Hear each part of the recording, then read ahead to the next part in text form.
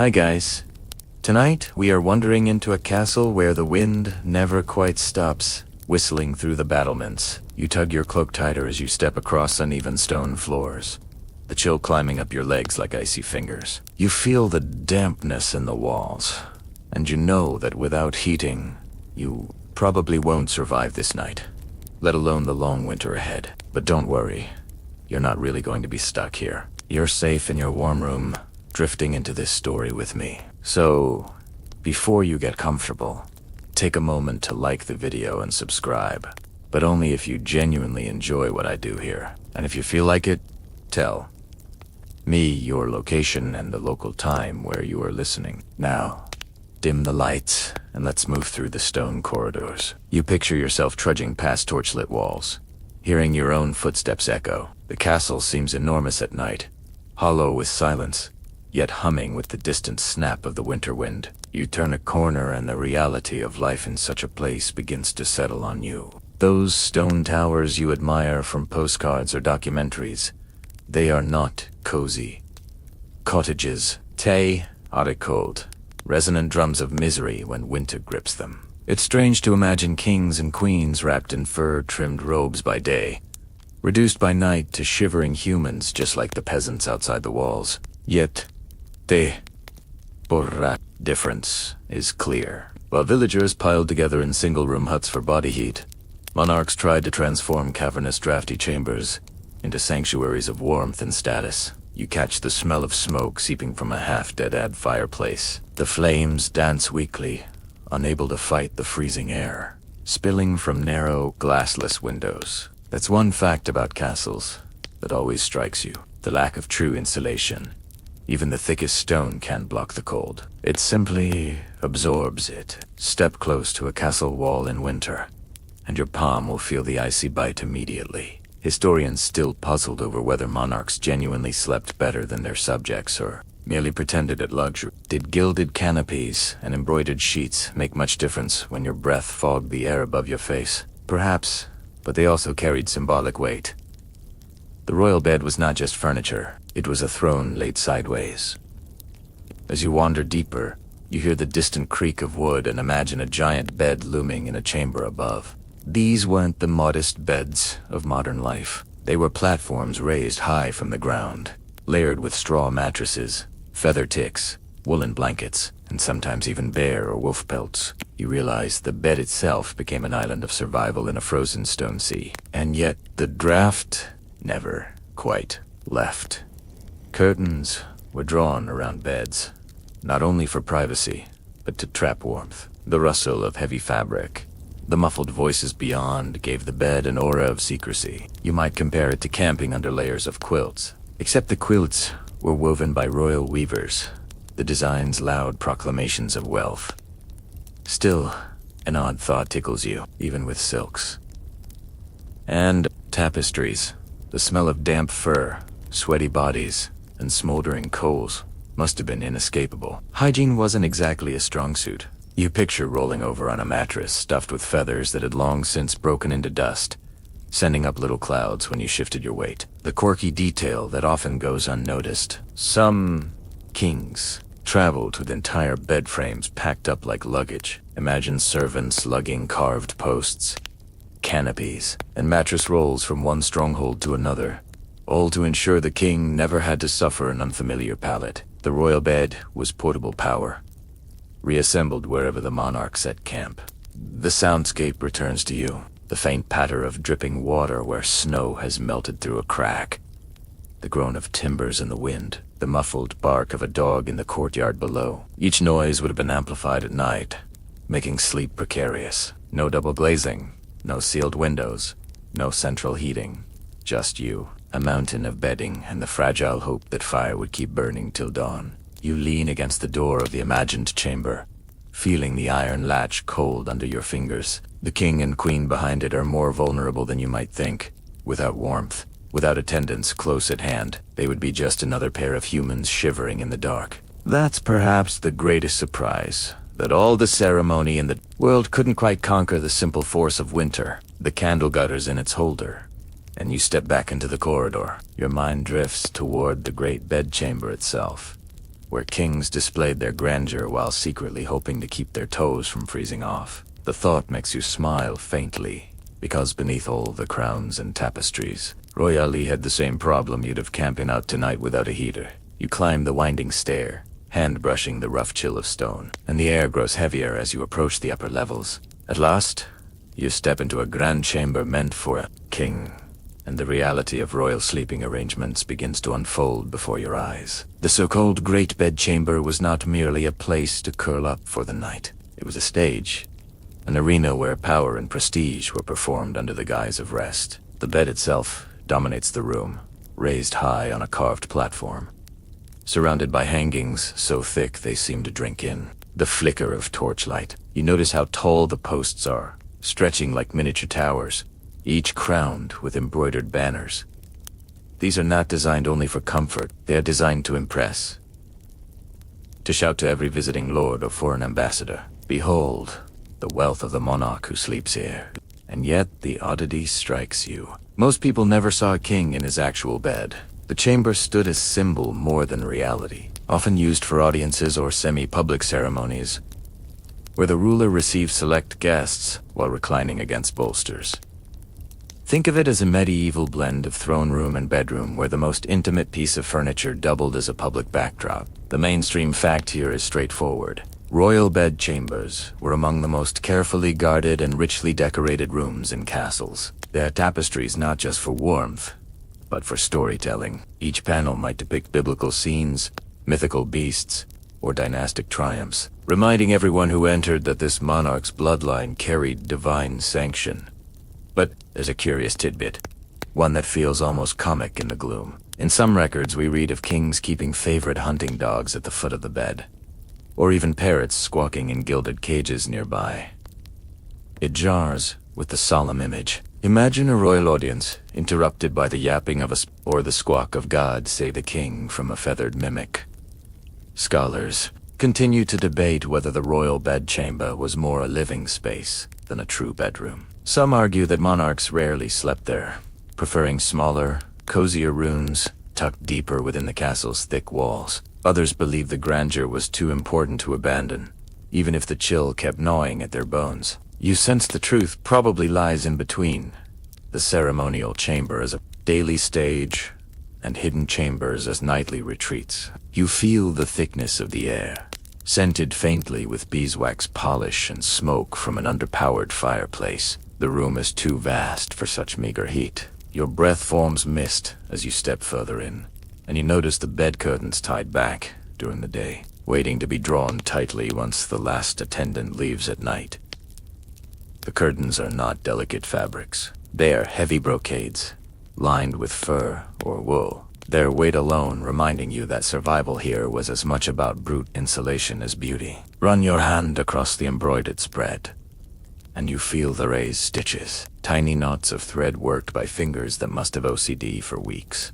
This is art pressed into service as bedding. Behind the glamour lies a blunt truth. The king's chamber was another fortress, one built not of stone, but of fabric, feather, and ritual. You glance at the corner where a prie-dieu small kneeling desk sits for evening prayers. The ritual of kneeling before slipping into bed was as important as drawing the curtains. Sleep was not private indulgence. It was framed as a moment of divine vulnerability. By blessing themselves before lying down, monarchs sought protection not just from chills, but from the spiritual dangers believed to lurk in the dark hours. And all the while, attendants hovered. The chamberlain, the groom of the stool, the guards outside the door. No king was ever truly alone in this space. Privacy, that modern luxury you take for granted, scarcely existed. Even the act of undressing was witnessed, recorded in daily routines. Strange, isn't it, that in a chamber built to showcase power, the very intimacy of sleep became a communal spectacle? You take one last look around. The velvet canopy droops slightly, the fire sputters low, and the echo of your steps tells you that this chamber was made for display, not coziness. Somewhere behind these walls, perhaps the monarch kept a smaller chamber where warmth was possible. But this was the official stage, the grand declaration of royal rest, even if the reality was stiff limbs and half-frozen toes. And as you close the heavy wooden door behind you, the question lingers. Did kings ever truly sleep well here? Or was the great bedchamber simply another throne in disguise? You slip through another carved oak door, and suddenly the air feels different. The chamber before you is dominated by a massive structure that seems almost alive in the gloom. You stop short, your breath catching as you realize what you are looking at. The medieval canopy bed in all its monumental glory. It's not the sort of furniture you could ever buy at a modern store. It is more like a wooden fortress within a fortress, designed both to awe and to insulate, both to proclaim royal splendor and to keep the occupant from turning blue in the middle of the night. You step closer and the size overwhelms you. The posts stretch up like trees carved with vines, heraldic beasts or saints that stare down at you with oddly knowing expressions.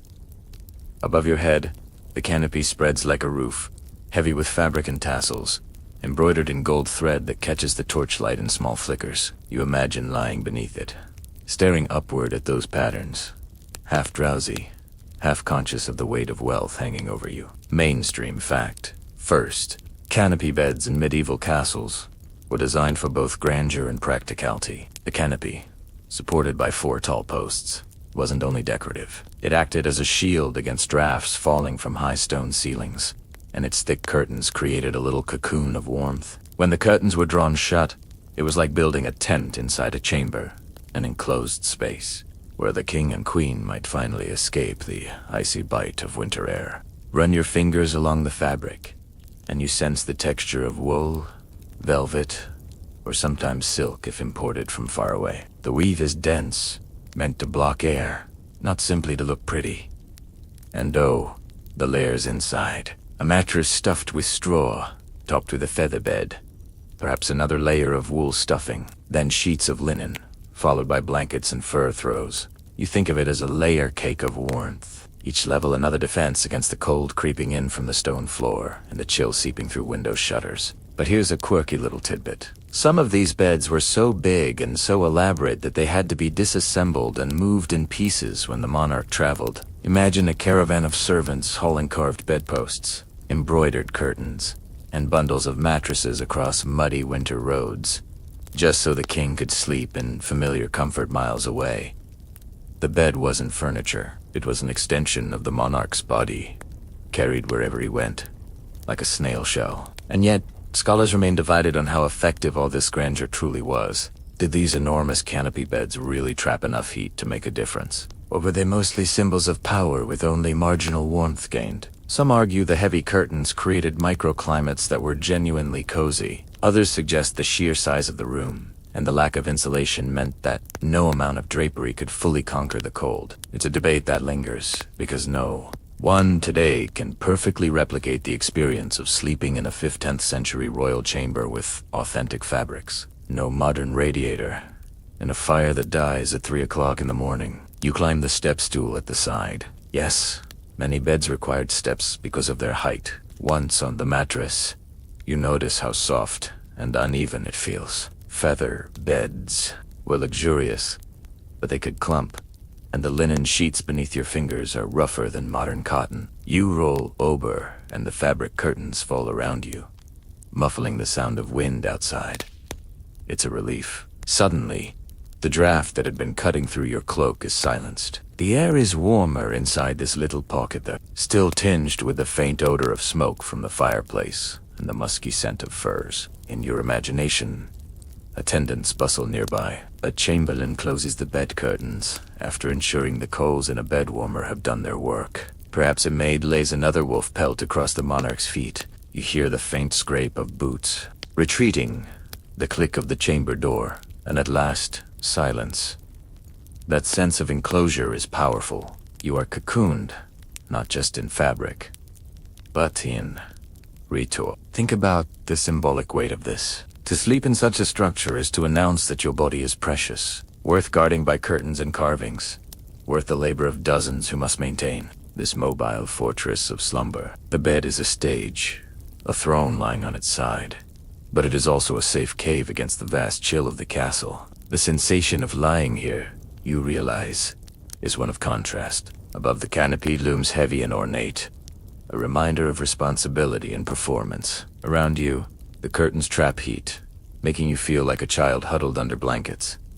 Beneath, the mattress cacks softly, reminding you that no matter how grand, beds are still places where bones press into padding, where spines ache, and where restless dreams come. And you start to wonder what those dreams might have been like. Imagine drifting off to sleep with the sound of the wind howling outside stone walls, the occasional cry of a century, or the bark of a distant dog. Maybe your sleep is uneasy, tangled with visions of battle, politics, or treachery. In the morning, courtiers will file in to greet you, and the very same bed you shivered in all night will serve as the backdrop for diplomacy.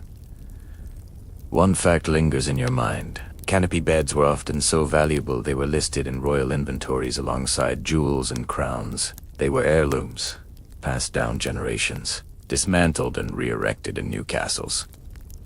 Some even survive in fragments in museums today, towering testaments to how seriously medieval people took the art of sleep, or the illusion of it. The flicker of torchlight dims, and you're left in the near darkness of the curtain space. The air grows close, your own, breath warming it little by little, and you feel that strange combination of claustrophobia and comfort. Yes, you are shielded from drafts, but you are also trapped within embroidered walls. You imagine lying here for hours, waiting for sleep to come, hearing every creak, every murmur of the castle night, and hush. As you picture it, you realize the canopy bed is more than furniture.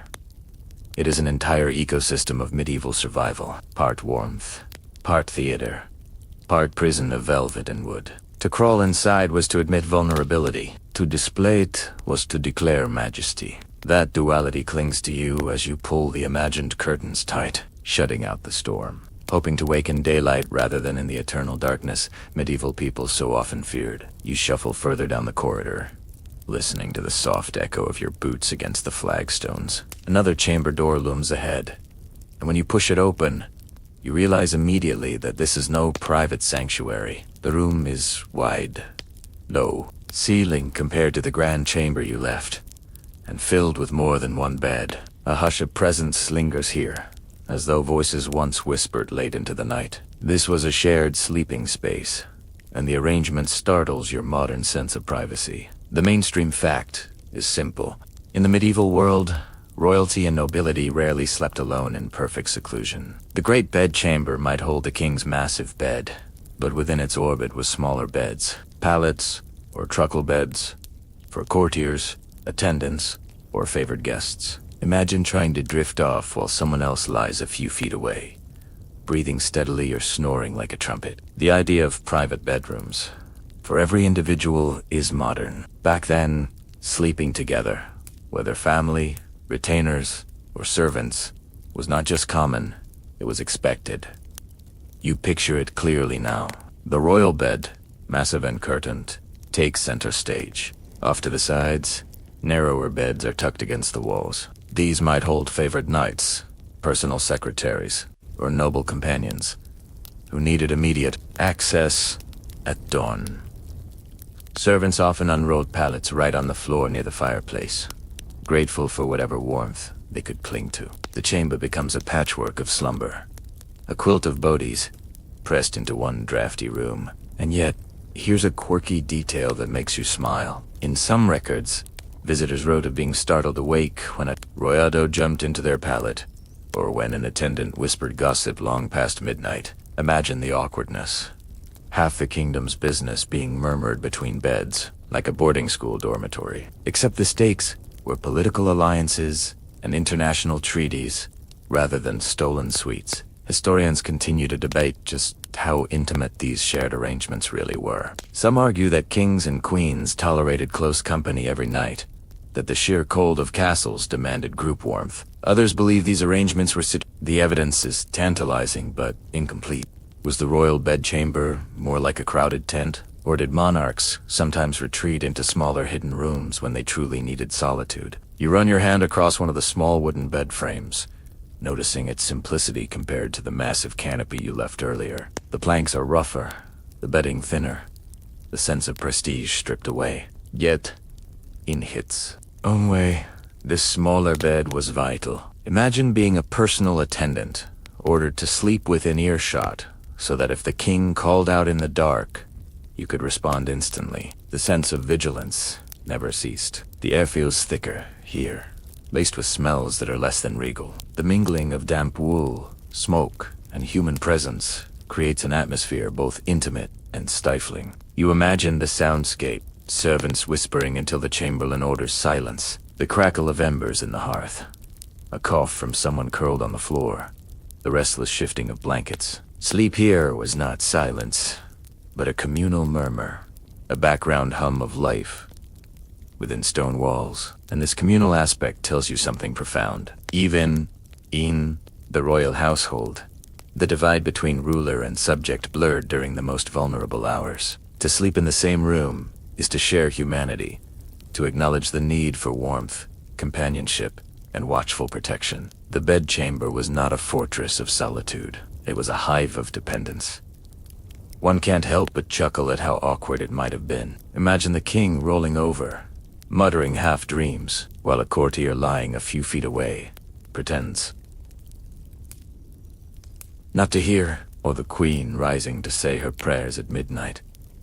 Her ladies-in-waiting, stirring with blurry eyes, each one part of the nightly ritual whether they liked it or not. You think of the symbolic weight again. The presence of multiple beds signaled hospitality and hierarchy. To be invited to sleep within the royal chamber was not just convenience, it was honor. You were trusted enough to be near the monarch's most intimate space. At the same time, you were also trapped, constantly available, always on display, never free of obligation. The atmosphere becomes more vivid as you imagine slipping into one of these smaller beds. The mattress is lumpy, the straw rustling beneath linen sheets. You pull a woolen blanket over your shoulders, scratchy against your skin, but desperately welcome against the night air. Across the chamber, you hear the heavy curtains of the royal bed being drawn shut, creating a muffled cocoon. Outside those curtains, you are left with the hum of whispers and the draft that sneaks through shuttered windows. Quirky as it sounds, some nobles even conducted minor business while in bed. You picture a courtier half-sitting parchment on his knees, scribbling notes by candlelight, while another dozed beside him. The line between workplace and bedroom blurred to the point of absurdity. The chamber was a round-clock office, a dormitory, and a sanctuary alinon. The scholarly debate grows richer the longer you think about it. Was this arrangement practical survival in drafty castles? Or was it political theater to remind everyone of their dependence on the crown? Some argue it was both, a compromise between warmth and control. For you, standing here in the ghost of this chamber, it seems undeniable. The very fabric of medieval sleep was woven with power, loyalty, and necessity. You let your imagination drift further. The night deepens.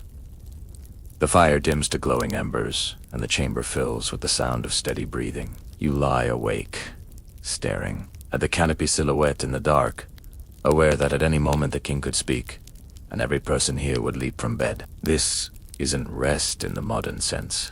It's more like a state of readiness disguised as sleep. And when morning comes, the chamber will spring alive again. Servants folding blankets, courtiers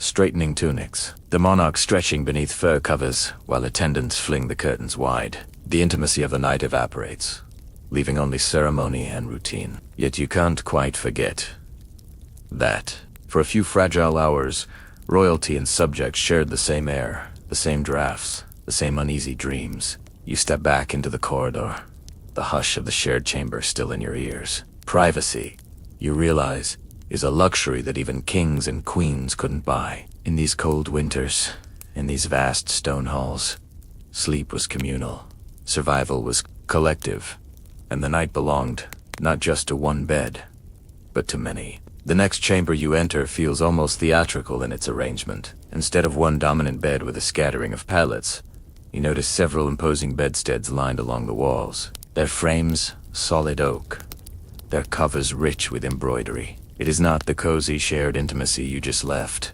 nor the solitary grandeur of the royal canopy. This is something different. You pause, tilting your head, wondering why on earth a single royal chamber would contain multiple beds of this stature. The straightforward historical fact here is that medieval, royal, and noble chambers often contained more than one substantial bed, and the reason had less to do with romance and more to do with politics.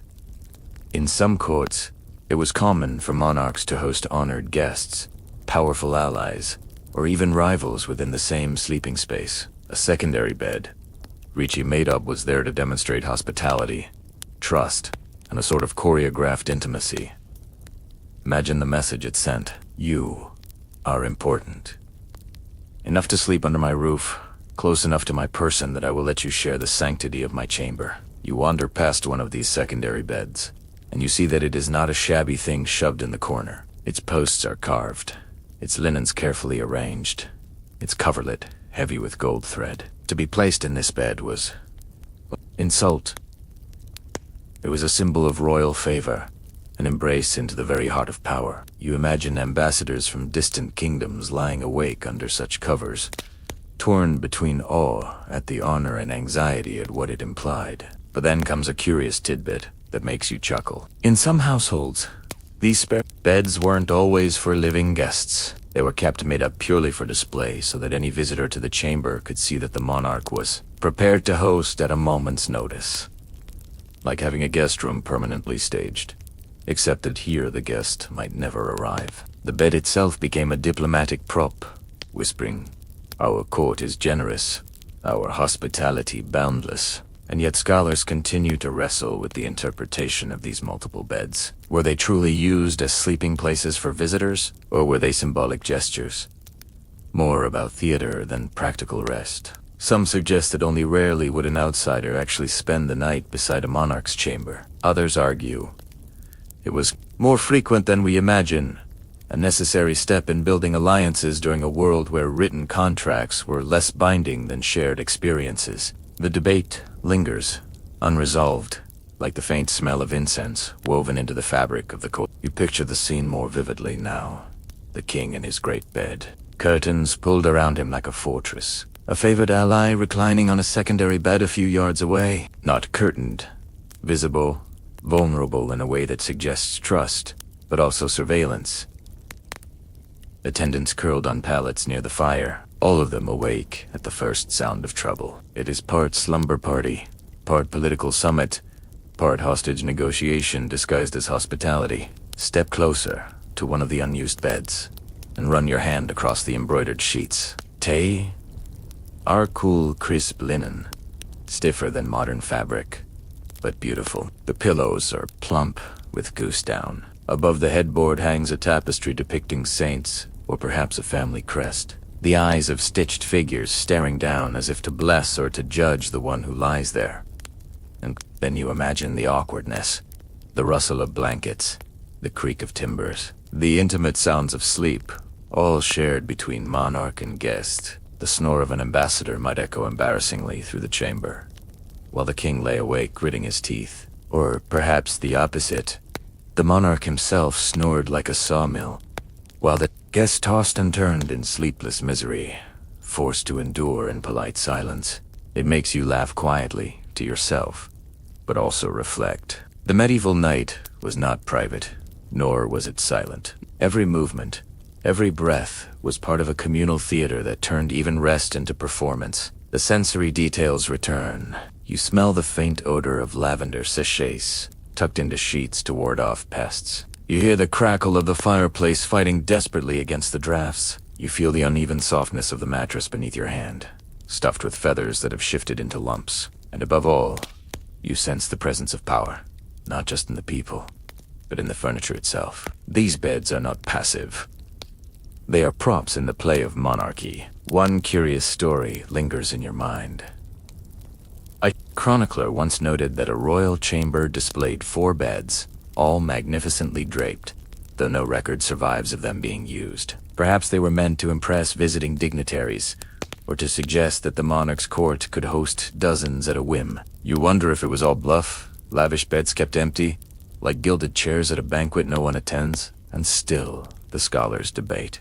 Was this practical necessity places for favored courtiers to rest, or sheer symbolic staging? Was the chamber a hotel suite, Or was it a theater where beds played the roles of generosity, security, and wealth? You linger at the foot of the royal bed again, seeing how it dwarfs the others. The hierarchy is clear. The king's canopy sources. The curtains shimmer. The embroidery blazes. The other beds are fine. Yes, but never equal. The visual message is unmistakable. Hospitality exists, but supremacy never sleeps. You picture yourself slipping into one of those guest beds. The linen is stiff, the air cold. Across the room, you hear the muffled cough of the monarch behind drawn curtains. You wonder if you'll be able to sleep knowing guards patrol just outside, knowing you are both honored and watched. The more you think, the more you realize that beds in medieval castles weren't simply about comfort. They were about choreography. Who was placed where?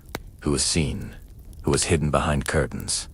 Who slept nearest to the royal body? These decisions could alter alliances, cement friendships, or stoke jealousies. One night's arrangement might ripple into years of politics. So, you leave the chamber with a final glance. The beds remain perfectly made, as though awaiting occupants who may never come. And you understand? In this frozen castle, where stone walls leak cold and fires sputter in massive hearths, even the act of sleeping was woven into the dance of politics and power. The corridor bends again, and you feel the air cool as you enter a chamber lined with shelves and chests. At first glance, it seems less impressive than the grand canopy rooms, but your eyes are quickly drawn to the piles of fabric stacked neatly in corners, folded over benches, and draped on frames to air out. This is the world of layered woolen pelts, the unsung heroes of medieval slumber. Here, textiles were not merely decoration, but survival. One detail that emerges clearly from surviving records is that bedding was layered in astonishing abundance. Kings and queens did not rely on a single blanket to see them through the night. Instead, they piled on woolen sheets, fur-lined covers, and heavy quilts one after another until the weight itself pressed them down. Each layer held heat more effectively, each new piece of fabric acting as a barrier between royal flesh and the creeping chill that rolled off stone walls. Run your hand across one of these woolen blankets, and you immediately notice the rough texture. It scratches a little, but the weave is dense, thick, and practical. The warmth comes not from softness, but from weight and insulation. Beneath that, imagine stretching out a fur collet, perhaps fox, wolf, or even man if you wanted to show off wealth. The smell of pelts lingers faintly earthy, musky, a reminder that these were once living creatures now pressed into the service of comfort. Strangely enough, some accounts tell us that furs were sometimes borrowed from ceremonial cloaks and repurposed at night. Imagine a queen slipping under a coronation robe, not for pomp, but for warmth. To modern ears, that sounds almost absurd, but in a castle where drafts crept like invisible serpents, extravagance doubled as insulation.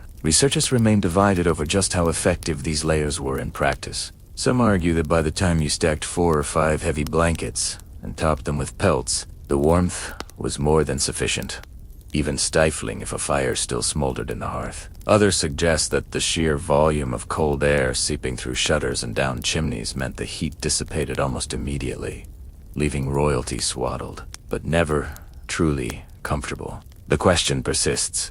Were these layers enough, or were kings and queens still waking with stiff, frozen fingers? You sit on the edge of one such bed in your mind, tugging the first wool blanket up to your chin. The weight presses against your chest, oddly reassuring, like being anchored against the night. Another layer goes on top, heavier, patterned with embroidered borders to signal status. Then comes a fur, thick and almost suffocating. By the time the final cover is spread, you feel entombed in fabric. Cozy, yes, but also constrained. Turning over must have been a clumsy maneuver, requiring the shifting of several dozen pounds of material. And then there is the smell, the lingering lanolin of unprocessed wool, the faint musk of animal hide, the smoky perfume absorbed from fires. You breathe it in and realize that medieval sleep had its own scent, a blend of earthy and acrid notes, far from the sterile fragrance of modern laundry detergent. An odd little detail preserved in some chronicles mentions that bed covers could also be scented with herbs,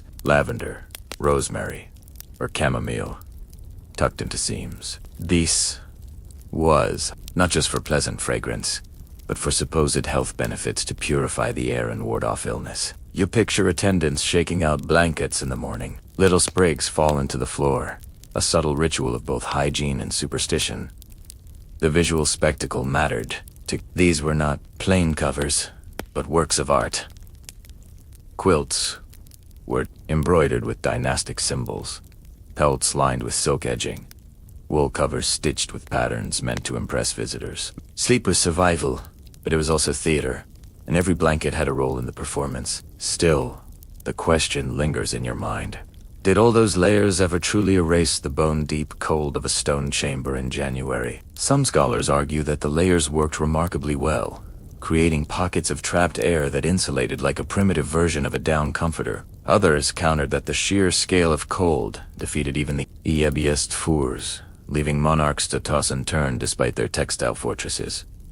The answer may never be certain, but the debate adds another wrinkle to your understanding. Close your eyes now, and you feel the weight of those layers pressing down. The heat slowly building, the claustrophobic sense of being swaddled like a child. It's oddly comforting, though. Your shoulders ache from immobility. You imagine drifting toward sleep, listening to the muffled sound of wind outside the curtains, cocooned in fabric that is as much status symbol as it is insulation. In the half-light, you notice something else. The sheer labor behind these layers. Each cover had to be woven, dyed, embroidered, cleaned, and maintained by armies of servants. The wool came from flocks tended by peasants in distant fields. The furs came from hunters who risked wilderness and snow. The embroidery was done by patient fingers bent over frames for months. A royal night's sleep was not just an accident of wealth. It was the endpoint of countless hours of human toil. You linger in that thought as the fire flickers low. Sleep in a medieval castle wasn't the silent, solitary act, today. It was communal, political, and above all, labor-intensive. Each blanket on the bed represented power, trade, and social order, stitched into fabric. You wrap another imagined layer around yourself, the weight almost unbearable now, and wonder, was it warmth they sought, or reassurance that their authority stretched even into the realm of dreams? The further you walk, the more the enormity of stone presses itself on your senses.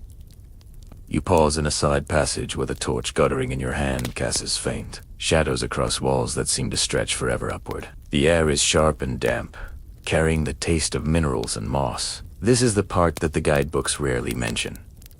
Stone walls are not neutral backdrops. They are cold engines of discomfort. When winter comes, every surface becomes an accomplice to the chill. We know from countless architectural surveys that castles were marvel of defense, but disasters for warmth. The very thickness of the walls, sometimes over 10 feet, meant they stored cold like vast ice boxers. Step close to them, press your palm against the uneven surface, and you would feel an almost metallic sting. There is no insulation, no barrier of wood or plasterboard, just raw stone soaking up the night frost and exhaling it back into the chamber. As you imagine lying in bed against such a wall, you shiver involuntarily. The drafts were relentless, gaps around window shutters, cracks in door frames, and the open design of stairwells funneled air into every chamber. Even the tapestries, heavy and richly woven, were more than decoration. They were primitive insulation, hung not merely to boast of lineage, but to muffle the constant hiss of air sneaking through every seam. One curious observation preserved in some household accounts is that nobles rotated their hangings seasonally. In summer, lighter fabrics were hung. In winter, the heaviest wool or velvet was brought out to line walls and even ceilings. Imagine servants climbing ladders to tack up enormous clods overhead, turning a room into a padded box in the hope of softening the icy assault. It seems almost desperate, yet it shows how fully the architecture dictated the rhythms of life. Scholars remain divided about the actual comfort levels inside these grand structures. Some argue that once heavy curtains were drawn and tapestries lined the walls, the microclimate could become tolerably warm, at least near the fire. Others insist the overwhelming cold persisted, making castles inhospitable for much of the year, useful only as defensive refuges rather than genuine homes. Truth, as usual, likely lay somewhere in between pockets of coziness, carved out within an ocean of draft. You walk further into the imagined chamber, and your torchlight falls on a small arrow slit. The narrow opening once served archers, but in peacetime, it was a permanent leak to the outdoors. Coverings might be wedged in place, but wind found its way regardless. You lean close and hear the faint whistle of air, a constant reminder that comfort was secondary to fortification. Think of the sensory reality. The smell of damp stone, the faint trickle of water as condensation ran down walls, the touch of cold surfaces numbing fingertips. The acoustics were harsh. Every gog or shuffle amplified in the echoing chamber. Sleep here was never silent serenity. It was a battle between body heat and architecture. Oddly enough, some medieval sources recommended not sleeping directly against the wall at all. Beds were often pulled away from the stone, positioned nearer the fire, or in the room's center, leaving a cold corridor of air along the perimeter. This little practical adjustment was less about elegancy and more about survival. It's one of those subtle adaptations that modern visitors often miss, but it tells you volumes about daily life. Close your eyes and imagine it now. You are lying beneath thick covers, but you've placed your bed strategically away from the wall. You can still hear the wind rattling the shutters. You sense the stone breathing its cold into the chamber. The fire crackles weakly on the hearth, but the heat never quite reaches your feet. It is as if the castle itself conspires against sleep, reminding you every moment that defense and comfort do not coexist. The debate among experts goes further. Was the cold simply tolerated, accepted as part of life, or did it actively shorten lifespans, spread illness, and shape medieval attitudes toward the night? Some researchers suggest the chill contributed to chronic respiratory issues. Others counter that people acclimated their bodies hardier for it. The argument continues, unresolved and perhaps unresolvable. Since the subjective experience of shivering kings and queens can never be measured directly, still, the architectural choices left their mark on ritual. You think of courtiers drawing thick curtains around beds, attendants adding fresh logs to fires every few hours, maids shaking dampness out of wool hangings. Entire routines grew from the fact that stone walls would never relent. The castle was a machine of war, but for those who had to live in it, it was also a stubborn, unyielding adversary. You run your hand once more along the stone, feeling the chills sink into your skin. This, you realize, was the background music of every medieval winter night. The silent hum of cold radiating through masonry. No amount of jewels or banners could change that.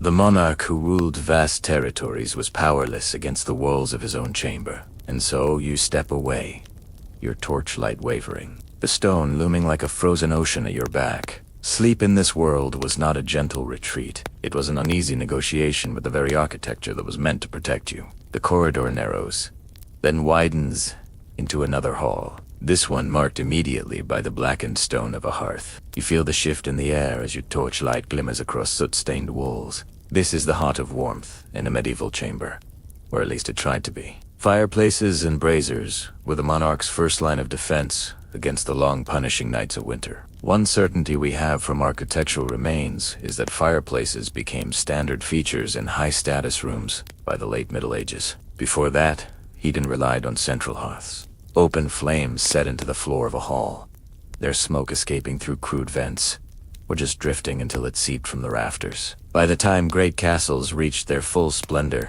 royal chambers had wall-mounted fireplaces with chimneys, designed to draw the smoke upward. They looked impressive with carved mantels and decorative stonework. But the warmth they provided was often laughably insufficient. Step closer, and you notice how the flames dance, but never roar. The fireplace is broad, but the draft from the chimney sucks much of the heat straight up and away. You hold your hands out and find that your palms warm nicely, but take one step back and the cold wraps around you again like a cloak. To sit by the fire was comfort. To lie in bed across the chamber was still a gamble. Oddly enough, some monarchs used portable braziers, metal bowls filled with glowing coals that could be moved closer to the bed. The idea was simple. If the fireplace couldn't heat the entire room, perhaps a smaller portable furnace could. Imagine the glow of red embers hissing faintly as they burned. the faint crackle when a servant tossed in a fresh lump of charcoal. The smell was metallic, smoky, sometimes acrid, a mixture of heat and hazard, because here lies the problem. Smoke. Fires and braziers made warmth possible, but they also filled chambers with noxious fumes. Records from household accounts describe coughing fits, headaches, and watery eyes signs of carbon monoxide exposure. Though no one at the time could name it, survival was always a balance. Shiver in the cold, or risk suffocation in the dark. Specialists continue to disagree about how effectively fires heated these immense rooms. Some argue that large hearths kept stoked all night could make the chamber almost comfortable, at least in the radius of a few yards.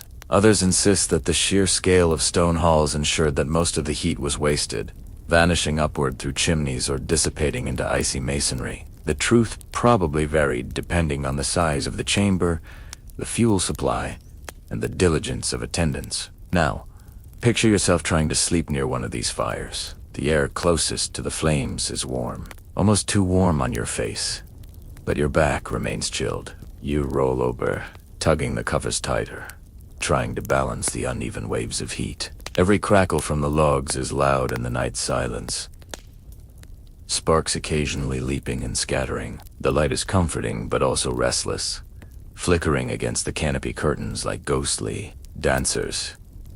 One curious practice mentioned in a few chronicles is that servants sometimes carried pans of hot ash from the kitchen to the royal bedchamber, using them to kindle fresh fires before dawn. Imagine the procession. Sleepy attendants tiptoeing with glowing pans, the faint hiss of embers reigniting a tired hearth, the monarch stirring beneath layers of blankets as warmth returned just in time for morning prayers. It's a detail that speaks to how fragile comfort was never lasting, always dependent on constant tending. The sensory atmosphere grows sharper in your mind. The smell of burning wood clings to every surface, saturating curtains, tapestries, and hair.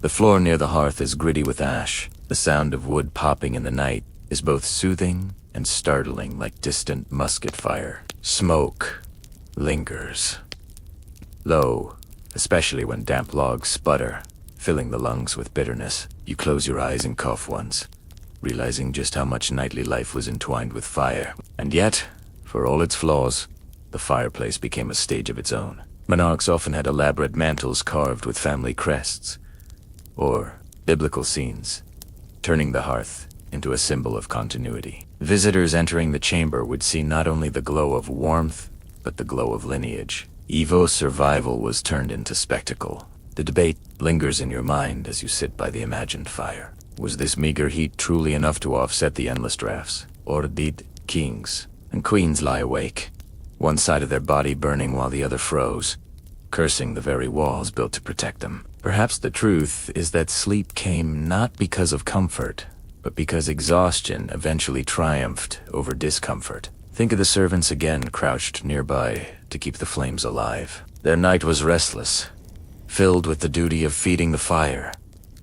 In their hands, the survival of the monarch's comfort rested. Without them, the fire would sputter out by midnight, leaving only cold ashes and bitter dreams. As the last log crumbles into embers, you sense the fragility of this entire system. Royal power could command armies, raise taxes, and dictate law, but it could not command fire to last forever. In the end, every night was a contest between flames and frost, one that rarely ended in total victory. You, Landbike, the warmth fading from your face, the cold pressing in again from behind. Sleep in this chamber was never a perfect retreat. It was an uneasy truce between stone, smoke, and flame, where even the richest monarch relied on flickering logs to survive till dawn. The next chamber you step into is smaller, darker, and lined with wooden chests that smell faintly of iron and soot. A servant kneels by the bed,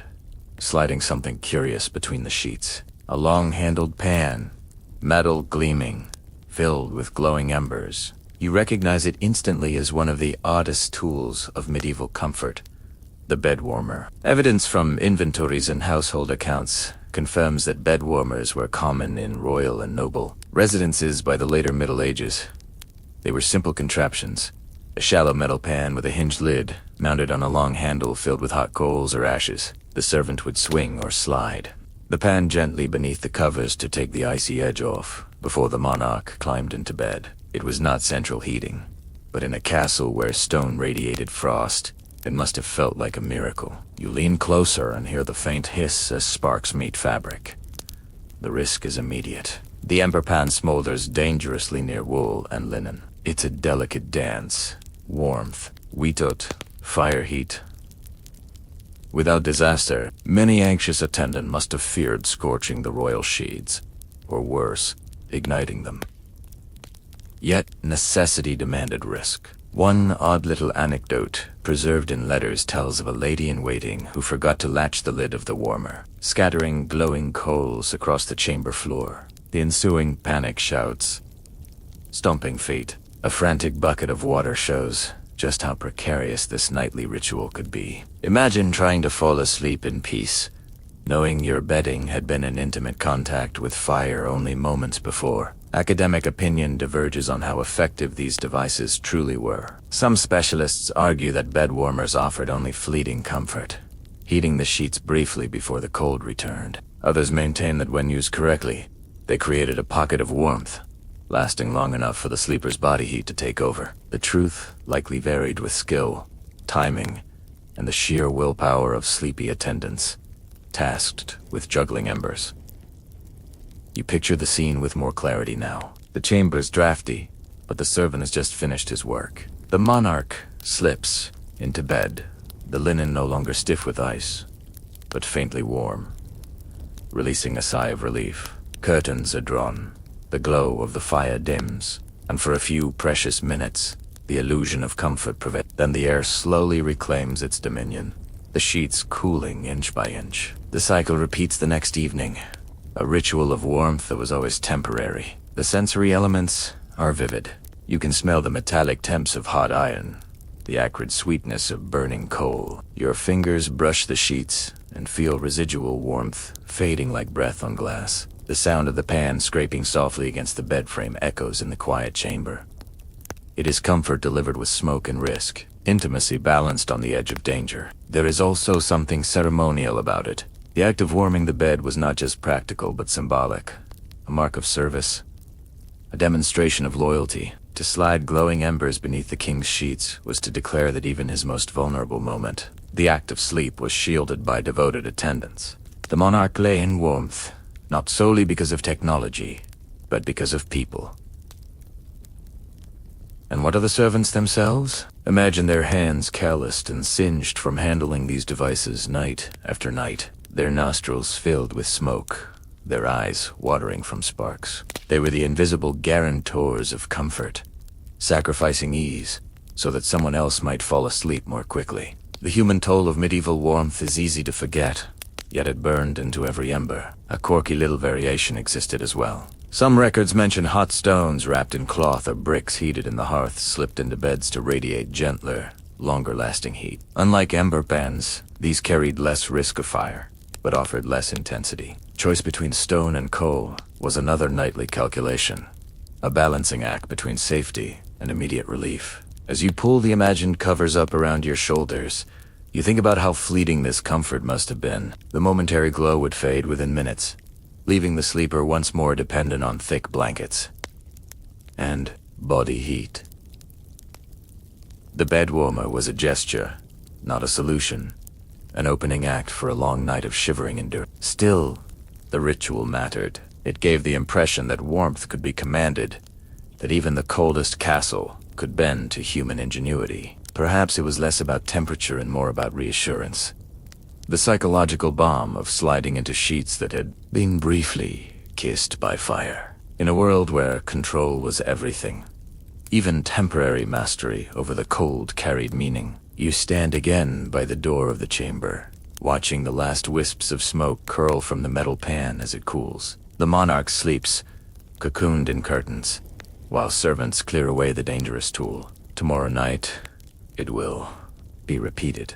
The same dance of coals and linen, risk and relief. And you realize, stepping back into the corridor, that medieval warmth was always fleeting. Fires died, furs chilled, Coals cooled. Nothing lasted. Comfort was not permanent, but purchased nightly through ritual, danger, and relentless effort. It makes you smile faintly because, in a way, the bed warmer tells the whole story of medieval sleep. Ingenious, precarious, and never quite enough. You move deeper into the castle's sleeping world. At this time, what catches your eye is not the bed itself, but the clothing draped across stools and pegs. Here lies another forgotten layer of medieval survival. The garments people wore to bed.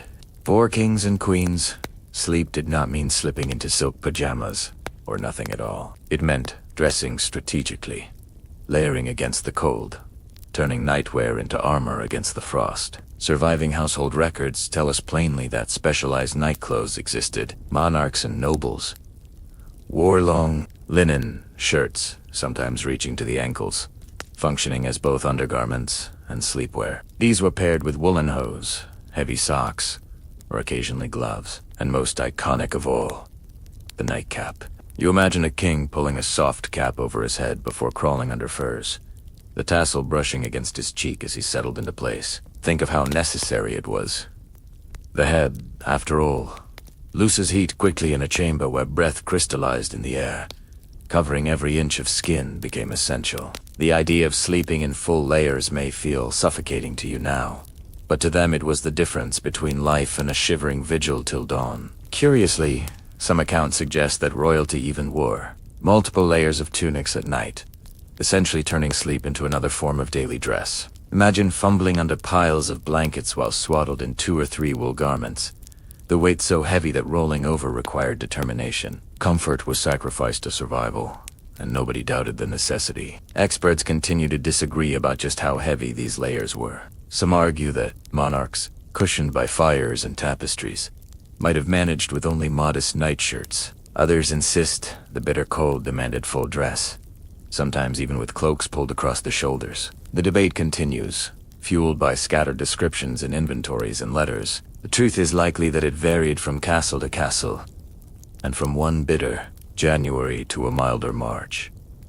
The quirky detail that lingers is the fashion of sleeping caps. They were not only practical, but sometimes personalized, embroidered with initials or decorated with tiny stitches. Imagine the strange intimacy of a queen removing her jeweled crown at night, only to don a humble wool cap. A reversal that stripped away grandeur, but revealed vulnerability. You smile, picturing a ruler of half of Europe snuggled into bed looking like a child in a Christmas play. The sensory imagery grows sharper as you imagine slipping into these garments yourself. The linen shirt is stiff at first, then softens against your skin. The woolen socks scratch a little, but they cushion your feet from the icy sheets. The cup warms your scalp, muffling the sounds of the chamber around you. You feel bundled, almost swaddled, and as you lie back, the sheer volume of fabric presses gently against your limbs, a cocoon against the relentless cold. There's something psychological here. To dress for bed was to signal transition, to mark the line between the day's ceremonies and the night's fragile rest. Even kings and queens needed rituals of closure, washing their hands, saying prayers, donning nightshirts.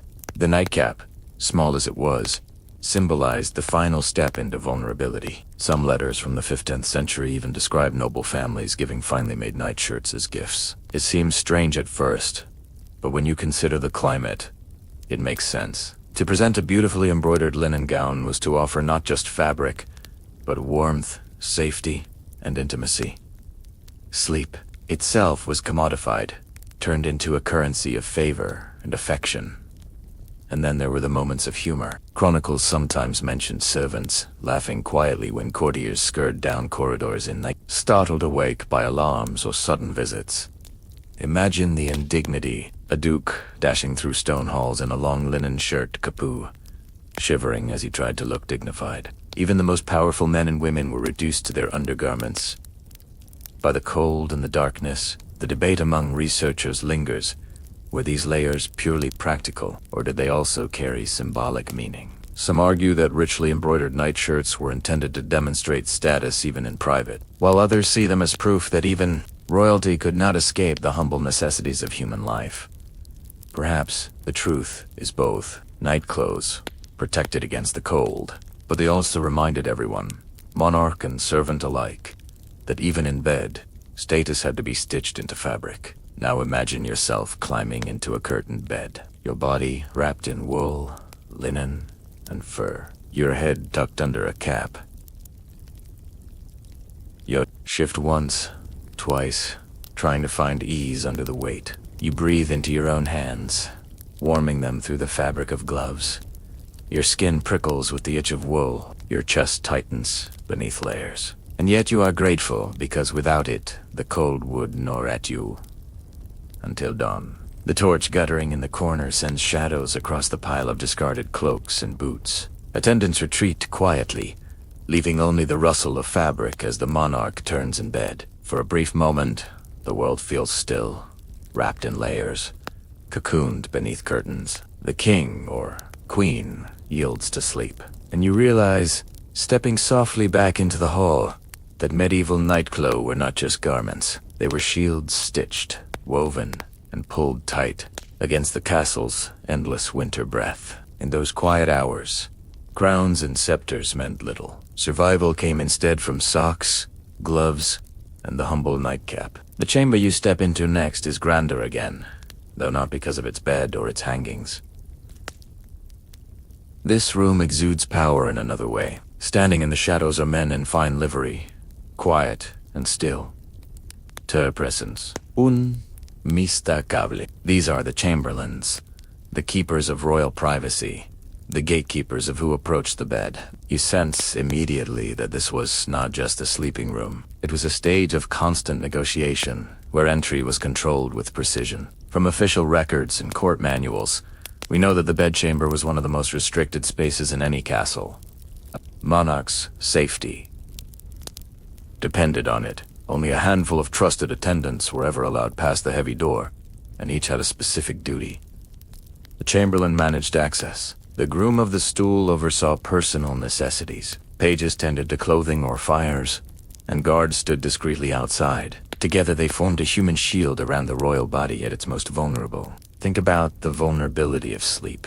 For all their crowns and armies, kings and queens were defenseless once they closed their eyes. That made the bedchamber both the most intimate and the most political room in the palace. Who was permitted to cross its threshold was a question of trust, and trust was never given lightly. One curious fact appears in household rosters. The chamberlain often kept literal keys to the room, a responsibility that carried immense weight. To hold those keys was to hold symbolic power, a reminder that privacy was not owned by the monarch alone, but mediated through loyal servants. It is startling, isn't it, to realize that even the most powerful ruler in Europe relied on a handful of attendants to guard the sanctity of their rest. And then there are the more peculiar details. Letters from visiting ambassadors sometimes complain of being kept waiting for hours outside the royal chamber, only to be admitted for a few minutes while the monarch lounged in bed. It wasn't inefficiency. It was deliberate choreography. B.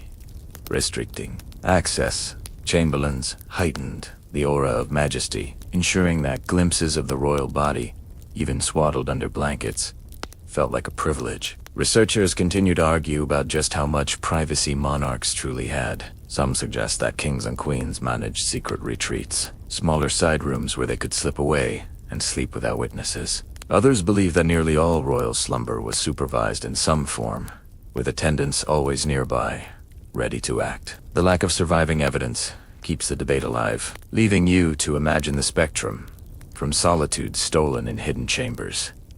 2 lives lived permanently on display. Close your eyes and picture the nightly routine. Before sleep, the monarch is undressed by attendant. Layer after layer of clothing carefully removed, folded and stored. The chamberlain ensures the bed is prepared, the covers turned down, the bed warmer applied. Once the monarch climbs beneath the curtains, attendants extinguish candles, mutter prayers, and retreat to their pallets by the door. The chamber falls silent, but never entirely. A cough, a shifting boot, a creak of armor reminds you that you are never truly alone. The sensory experience is complex. The heavy wooden door closes with a thud, but you still hear faint murmurs from guards in the passage. The rustle of fabric as an attendant bows and departs is the last human sound before sleep.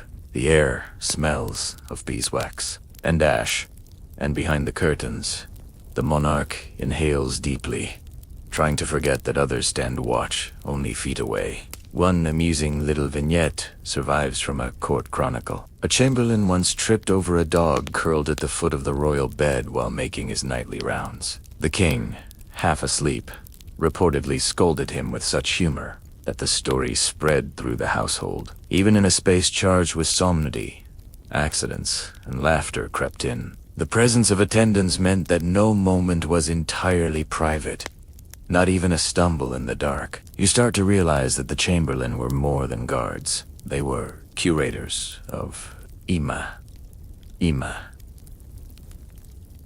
They decided who could glimpse the monarch in bed, who could deliver petitions, who could share in those intimate hours.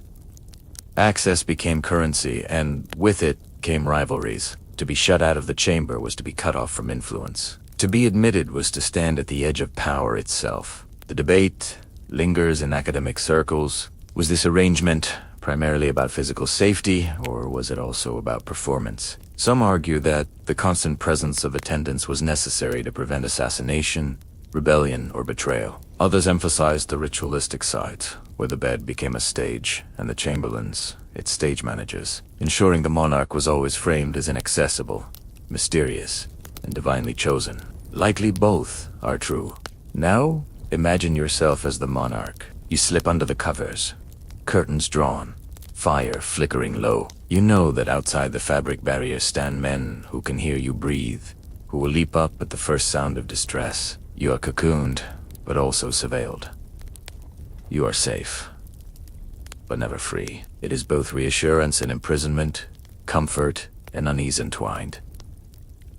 Morning comes, and the ritual reverses. Attendants fling open the curtains, help you into your robes, bring basins of water for washing. The bedchamber transforms from intimate sanctuary to public theater once again.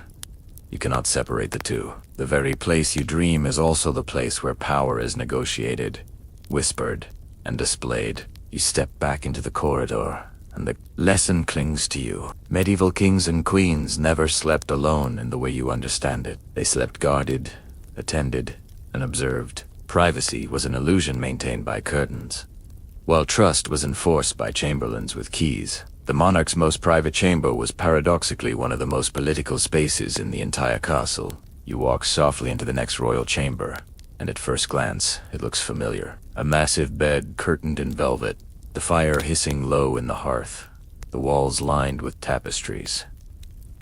But something in the atmosphere is different. The air feels heavier, more charged. Here, the bed was not simply a place of rest. It was a stage for intimacy, secrecy, and politics rolled into one. Contemporary chronicles make clear that the royal bed often doubled as a meeting space. Councils were sometimes held in these chambers. Advisors gathered close while the monarch reclined against embroidered pillows to discuss treaties. While half covered in blankets might seem odd to you now, but for medieval rulers, it made sense. The bedchamber was both the most private and the most secure room in the castle, guarded by trusted attendants. If delicate matters needed to be whispered, alliances negotiated, treachery uncovered, favors granted, the royal bed was as good a table as any. Imagine the scene. The king propped up beneath the canopy, courtiers perched on stools, or even leaning on the mattress. Edge. Voices low and tense as they debated strategy. The crackle of the fire mixes with the murmur of secrets, and every word carries weight. What begins as a bedroom moment becomes a council chamber, the intimacy amplifying the stakes. One well-documented example comes from the French court, where ambassadors were sometimes admitted directly to the royal bedchamber for audiences. They described the experience as both flattering and unnerving. To be so close to the king while he reclined in bed was an honor, but it also blurred boundaries. Was this informal access, or was it theater meant to disarm visitors? The ambiguity was part of the power. Then there are the stranger details. Letters from ladies-in-waiting describe how beds occasionally hosted entire conversations late into the night. Courtiers sprawled around like gossiping students. Secrets were exchanged, rumors fermented, and alliances tested in whispers between yawns. You can almost hear the chuckles stifled behind bed curtains. The hurried hush when an attendant entered, the sudden shift back. Some experts disagree on how much of this intimacy was intentional statecraft and how much was simply practical. Some argue that monarchs deliberately used their beds as stages to blur lines, projecting an image of approachability while still asserting authority. Others suggest it was the natural result of cramped living spaces, where privacy was scarce and the warmest chamber naturally became the meeting point. Either way, the symbolism endured. To be admitted to the royal bed was to stand in the inner circle. Now imagine yourself in that circle. You sit on a small stool, the fire flickering against your face, while the queen leans back against cushions embroidered with golden lies. Her hair is unbound, her hands folded in her lap, yet her voice is calm and commanding. She asks your opinion on a matter of war or marriage, and suddenly you realize that in this quiet, dimly lit chamber, decisions are being made that will ripple across kingdoms. The intimacy makes the gravity even more intense. And then comes the oddest image. A royal bed, not as a private retreat, but as a platform for ritualized diplomacy. Sometimes visitors were invited to witness the monarch rising in the morning or being tucked in at night. Ceremonies that blended intimacy with spectacle. Imagine filing into a chamber to watch your ruler drink spiced wine before bed or recite prayers while attendants arranged pillows. It seems absurdly personal, yet it was a calculated act of power. By sharing these private rituals, monarchs bound their courtiers more tightly, reminding them of their dependence. One quirky story tells of a visiting ambassador who was utterly bewildered when invited to speak with a king already half asleep under his covers. The man reportedly stammered his message, unsure whether to bow, kneel, or sit at the bedside. It's almost comical, but it highlights the strange collision of vulnerability and authority in these moments. The sensory world of such a chamber is intense. The bed curtains trap the smell of wool and perfume. The fire sputters with occasional sparks. The air feels heavy with both warmth and tension. You hear whispers layered over the creak of floorboards. The rustle of fabric as courtiers shift uncomfortably on stools. The monarch's voice, muffled by pillows, carries across the hush. Every detail reinforces the sense that the bed itself is a throne in disguise. Historians continue to debate whether this blending of sleep and politics weakened or strengthened royal authority. Some see it as a dilution, making monarchs appear too human, too vulnerable. Others argue the opposite, that the deliberate blurring of boundaries magnified mystique, keeping outsiders perpetually off balance. The fact that so many ambassadors wrote about the strangeness of being admitted to a bedchamber suggests it worked as intended.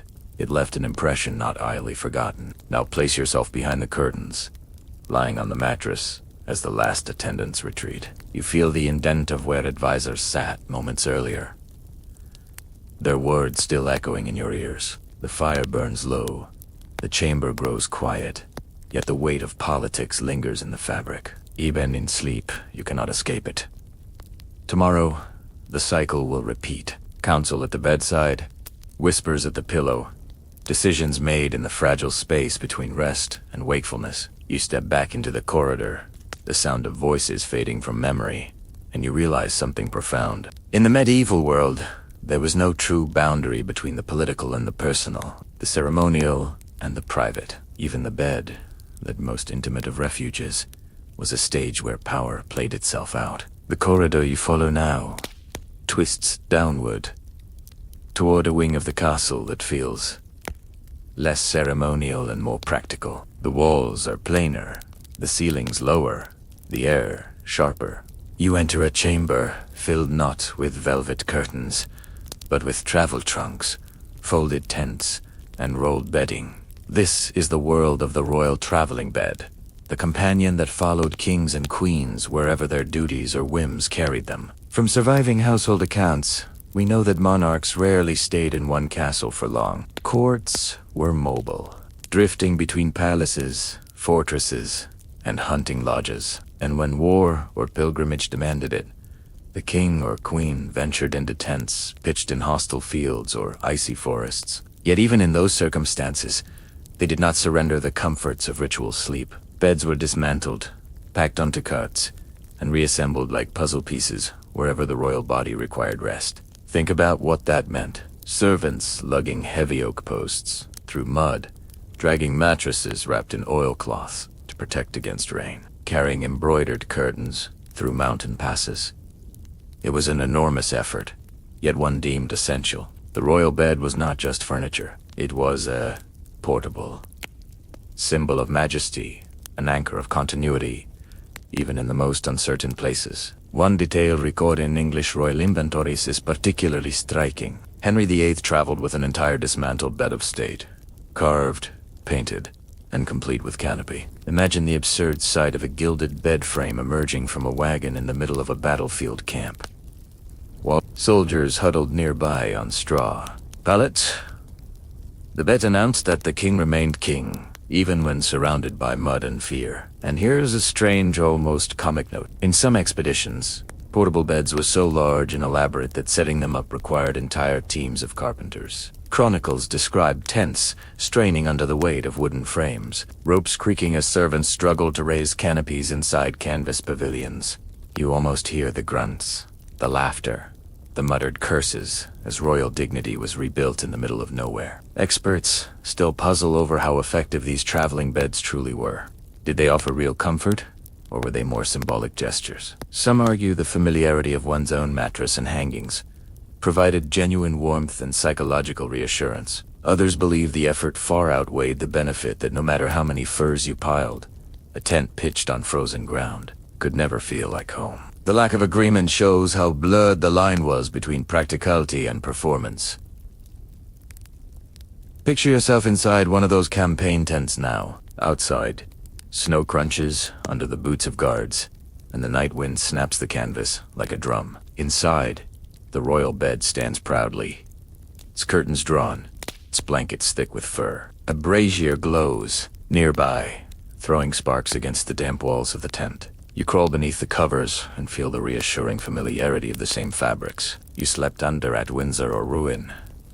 The illusion of continuity holds, even if the ground beneath you is mud. The sensory details crowd in. The air smells of wet wool with smoke and the faint temps of horse dung carried in from the stables.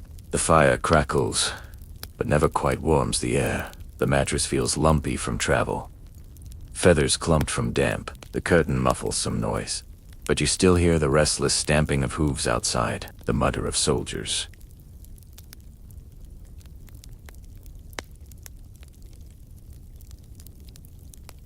The occasional clatter of armor. Sleep is shallow, broken, threaded with the sounds of war. Yet the symbolism mattered more than the rest. To maintain the ritual of the royal bed was to insist that even on campaign, the monarch was more than just another soldier. His body, his sleep, his very dreams were framed as sacred. To lie in that bed was to carry majesty into the mud. It reassured followers, reminded allies, and projected continuity in the face of chaos. One amusing little anecdote survives from the Burgundian court. A duke's bed was so grand and so heavily curtained that when set up inside a tent, it collapsed under its own weight. The chronicler dryly noted that the duke slept humbly upon a chest that night, a rare moment when status bowed to practicality. You smile, imagining the laughter muffled in the dark as servants scrambled to salvage dignity. The academic conversation around traveling.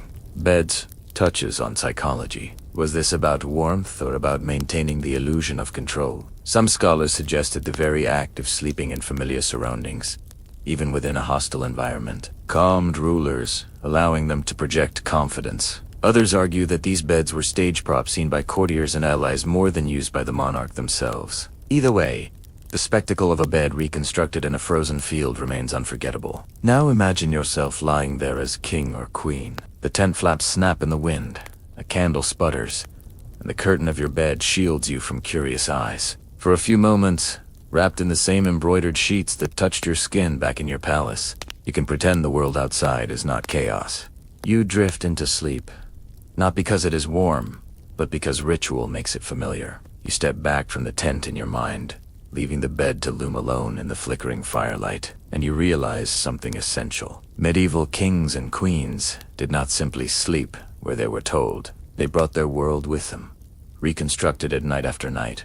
A portable fortress of fabric and ritual. In winter fields, icy forests, or smoky hunting lodges. The royal bed was always there, carrying the illusion of permanence across landscapes of uncertainty. You leave the campaign tents behind in your imagination and return to a castle chamber. This one feels different, not because of its size or the quality of its hangings, but because of its atmosphere. The fire glows in the hearth, throwing a restless light across stone walls. But the room still feels dim, almost smoky. You squint and realize why. The air is thick with candle-like haze, a veil of wax and soot that never quite clears. One thing that is beyond dispute is that medieval nights were illuminated not by electricity but by fire, candles, rushlights, and oil lamps. In royal chambers, beeswax candles were favored, cleaner and more expensive than the tallow versions peasants used. Their pale golden flames flickered with a steadier glow, casting long shadows across tapestries and canopies. The smell was sweet, almost honeyed, yet underneath it lingered the temps of smoke. Even beeswax could not erase the reality of combustion inside stone rooms. Think of it, the king or queen lying beneath furs, the bed curtains drawn, while a single candle burned nearby on a table or wall sconce. The flame quivered every time a draft slipped through shutters, light bending like a dancer across the chamber. Sleep came in a flickering world of half-light, never quite secure, never quite still. Curiously, accounts from visitors often mention the smokiness of these chambers. Fireplaces did not always draw properly, especially in windy weather. A gust from the wrong direction could send smoke billowing back into the room, blackening ceilings, staining curtains, and stinging eyes. You cough in your imagination now, the acrid taste catching in your throat, the soft rustle of sheets muffling the sound. One odd note from a 15th century inventory describes candles being snuffed out by servants after the monarch was in bed, only for one to be read at intervals to check the room. Imagine the disturbance. Half-asleep royalty stirred by the strike of flint and steel, eyelids fluttering open as another wisp of smoke filled the canopy. Comfort was not continuous, but intermittent, punctuated by the rhythms of flame. Specialists are still divided on how tolerable this environment really was. Some argued that the sheer number of tapestries and hangings absorbed much of the smoke, dulling its effect. Others countered that prolonged exposure must have been suffocating, leaving bedsheets reeking of soot and lungs clogged. The truth may lie in between, a blend of luxury and irritation, where sweet wax mingled uneasily with acrid fumes. The sensory scene grows vivid. You smell beeswax, melting, earthy and rich. You hear the faint crackle of a rushlight, the snap of a log in the hearth. Shadows leap along the canopy above you, twisting into grotesque shapes that look almost alive. The curtains trap the warmth, but also the haze, making the space cozy, yet slightly stifling. And there's another curious fact. Lighting was also symbolic. To burn beeswax candles was not merely practical, but a sign of wealth. Since beeswax was costly to produce and trade, a royal chamber glowing with 10 or 20 candles was more than illuminated. It was flaunting prosperity. Every flicker carried economic weight. Every shadow a reminder that commoners were lucky to have even a smoky tallow stub. Imagine the psychological side as well. Flickering, light changes, perception, making walls waver and tapestries seem to shift. You lie in bed, eyes heavy, but the patterns on the curtains seem alive in the half-glow. Was that a lion's head? Or did it move just now? Was the figure of St. Michael frowning at you? Or was it only the angle of the flame? Dreams and waking blurred in such a world, fire and shadow conspiring to conjure phantoms. An amusing story survives of a courtier nodding off in a chair near the bedchamber fire, his wig, or what passed for one, catching a stray spark. The commotion of stamping feet and laughter woke the king himself, who reportedly found the scene so funny that he delayed sleep to watch the poor man's embarrassment. Even in smoky discomfort, moments of humor punctured the solemnity of night. Scholars keep arguing about the psychological effects of all this light and smoke. Was it a comfort, making night less terrifying? Or did it keep people half wakeful, their sleep fragmented by shadows and fumes? Some argue that medieval people were accustomed to it, their bodies trained to sleep in shorter cycles. Others insists that disturbed rest shape their worldview, blending waking life with dreamlike impressions. Either way, the nightly haze left its mark. Now imagine yourself again in that chamber. You lie on a straw, feather mattress wrapped in furs, your nightcap pulled low. A candle sputters beside you, casting a warm glow on your hands.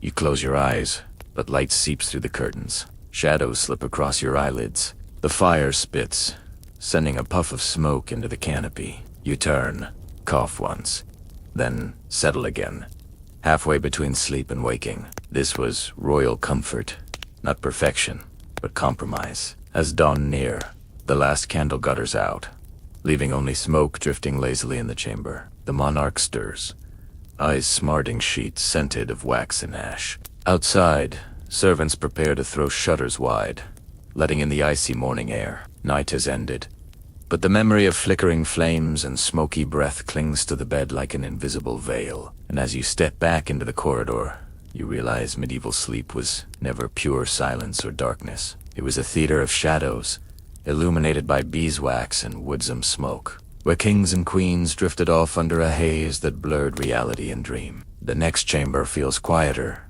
more subdued, and at once you sense its difference. The decorations are gentler, the furnishings slightly smaller, the air tinged with lavender instead of heavy smoke. This is the queen's own space, her separate chamber, distinct from the king's daughter. Unlike the grand beds of state where politics unfolded, these rooms were crafted with another rhythm, blending comfort, ceremony, and constraint in a uniquely feminine domain. Records from royal households make it clear that queens often maintain their own sleeping quarters. Sometimes these chambers were directly adjoining the king's, connected by a narrow passage or a guarded doorway. Other times, they were farther away in entirely different wings.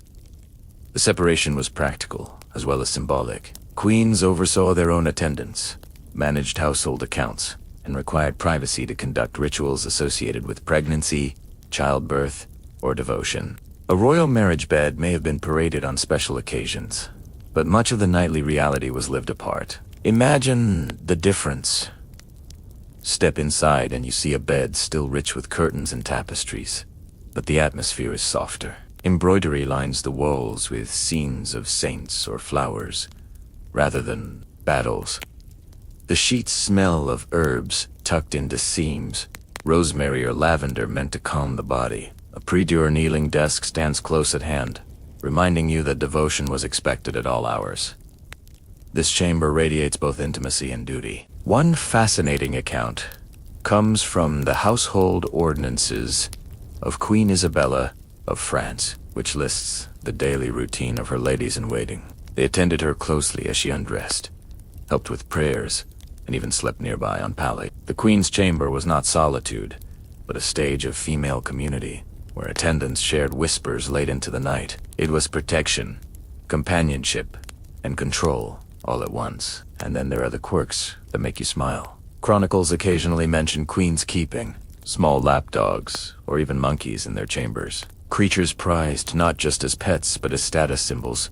Imagine the incongruity. A richly dressed monarch preparing for bed, while a chattering monkey leaps across tapestries or a tiny spaniel curls up beneath the blankets. It breaks the solemnity and adds a note of warmth to an otherwise rigid setting. Scholars continue to discuss how much autonomy queens really had in these spaces. Some argue that the separate chamber allowed women a degree of independence, a sphere where they could shape their own networks and exercise influence away from the king's constant gaze. Others insist the autonomy was limited, since every moment was still overseen by attendants and rituals.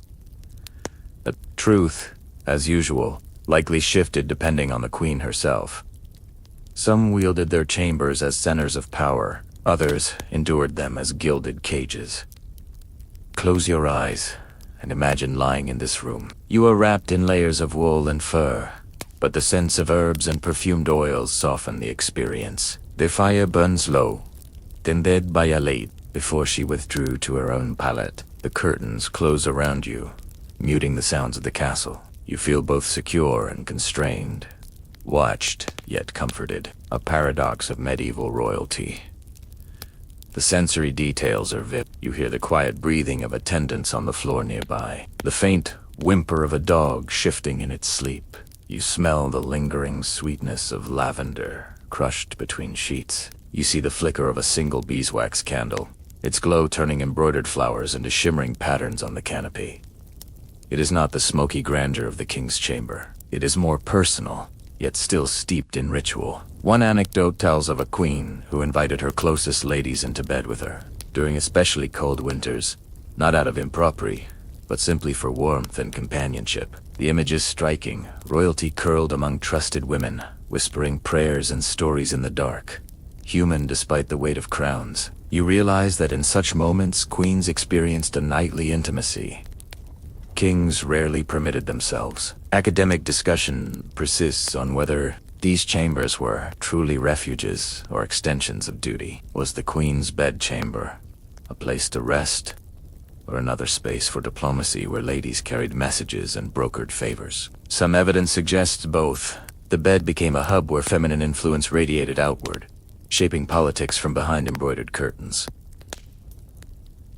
Now imagine dawn breaking. The queen rises with the help of her attendants. Prayers murmured, hair braided, jewels fastened. The intimacy of the night dissolves into ceremony once again. What seemed private was always semi-public. Every gesture observed, recorded, or remembered.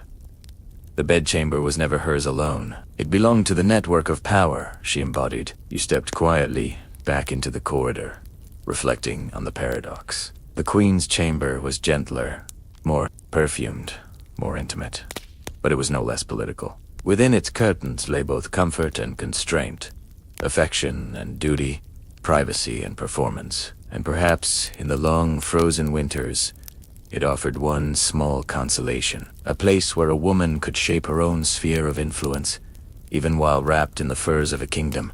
You'll leave behind the queen's perfumed chamber and find yourself in a smaller side room filled with manuscripts, jars of dried herbs, and the faint odor of vinegar. This is no bedroom, but a reminder of how profoundly medieval medical theory shaped nightly life. To understand how kings and queens slept in winter, you must step into the strange world of humors, drafts, and remedies. The medical framework that governed everything from diet to dreams. One thing recorded again and again in medical treatises is the belief that cold air was dangerous. Physicians warned that night air could seep into the body, corrupting humors and opening the door to illness. Drafts were not just uncomfortable, they were thought to imbalance the system of blood, phlegm, black bile, and yellow bile. For a monarch, whose health symbolized the health of the realm, avoiding such corruption became a matter of state importance. So chambers were arranged with that fear in mind. Beds were set away from walls to prevent the cold from creeping directly into the body. Curtains were drawn not only for warmth, but as barriers against invisible currents. Fires were carefully managed. Too much smoke could clog the lungs. Too little flame allowed harmful air to settle. The chamber itself was imagined as a body needing balance and moderation. One curious prescription found in a 15th century medical text recommends placing bowls of warm spiced wine near the bed to purify the air. The rising vapor was thought to drive away noxious humors. Imagine a servant carefully balancing a steaming bowl of clove-scented liquid beside the monarch's pillow, the smell filling the chamber like a strange form of incense. Modern historians are still uncertain about how far these beliefs shape daily practice. Some argue that royal households followed medical advice rigorously, employing physicians to dictate every detail of chamber life. Others think the prescriptions were more symbolic than practical, with attendants focusing instead on tangible comforts, like blankets and furs. The lack of consistent records keeps the debate open, leaving us to wonder how much superstition governed actual sleep. Now, picture the monarch preparing for bed. A physician hovers nearby, advising which herbs to burn, which foods to avoid before lying down, and how many logs should be placed on the fire. Perhaps the king is told to wear socks lined with rabbit fur, while the queen is instructed to sip warm fets flavored with nutmeg. The bed becomes a clinic as well as a sanctuary, its curtains closing around not just a body, but a carefully curated regimen of health. The sensory details are striking.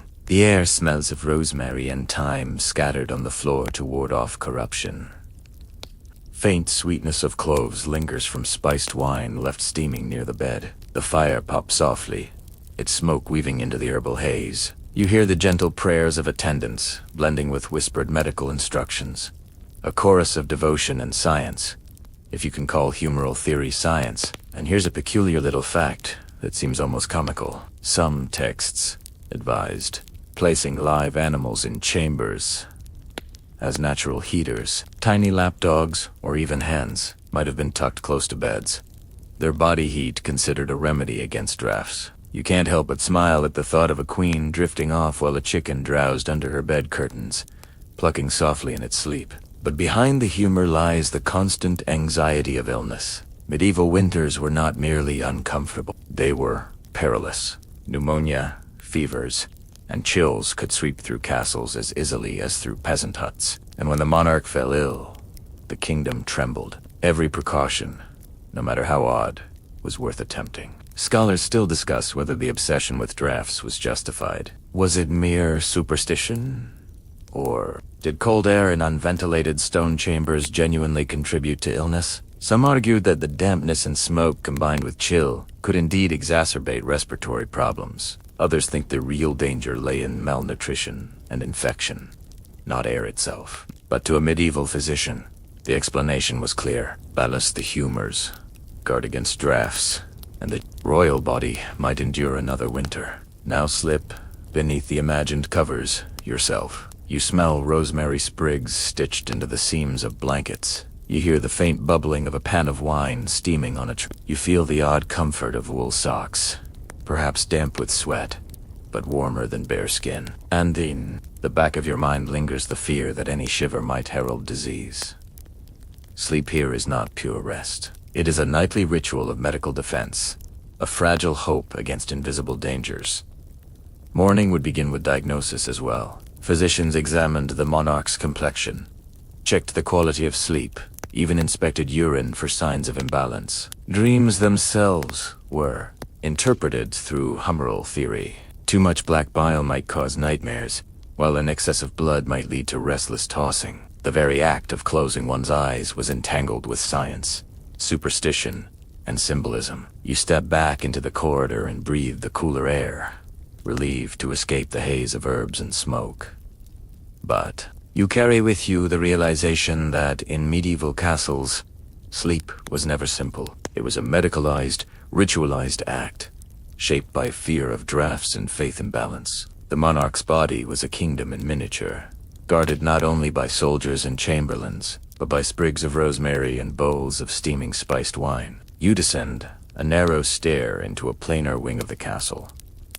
The air feels heavier here, and the floor is littered with straw. You are no longer in the gilded chambers of monarchs and queens, but in the spaces where their attendants rested. If the king's canopy was a fortress of fabric, this world was one of improvisation and proximity. Servants and guards often slept in the same room or just outside, their presence shaping the entire atmosphere of royal rest. Evidence from household ordinances and payrolls makes it clear that dozens of people lived cheek by jowl with the monarch each night.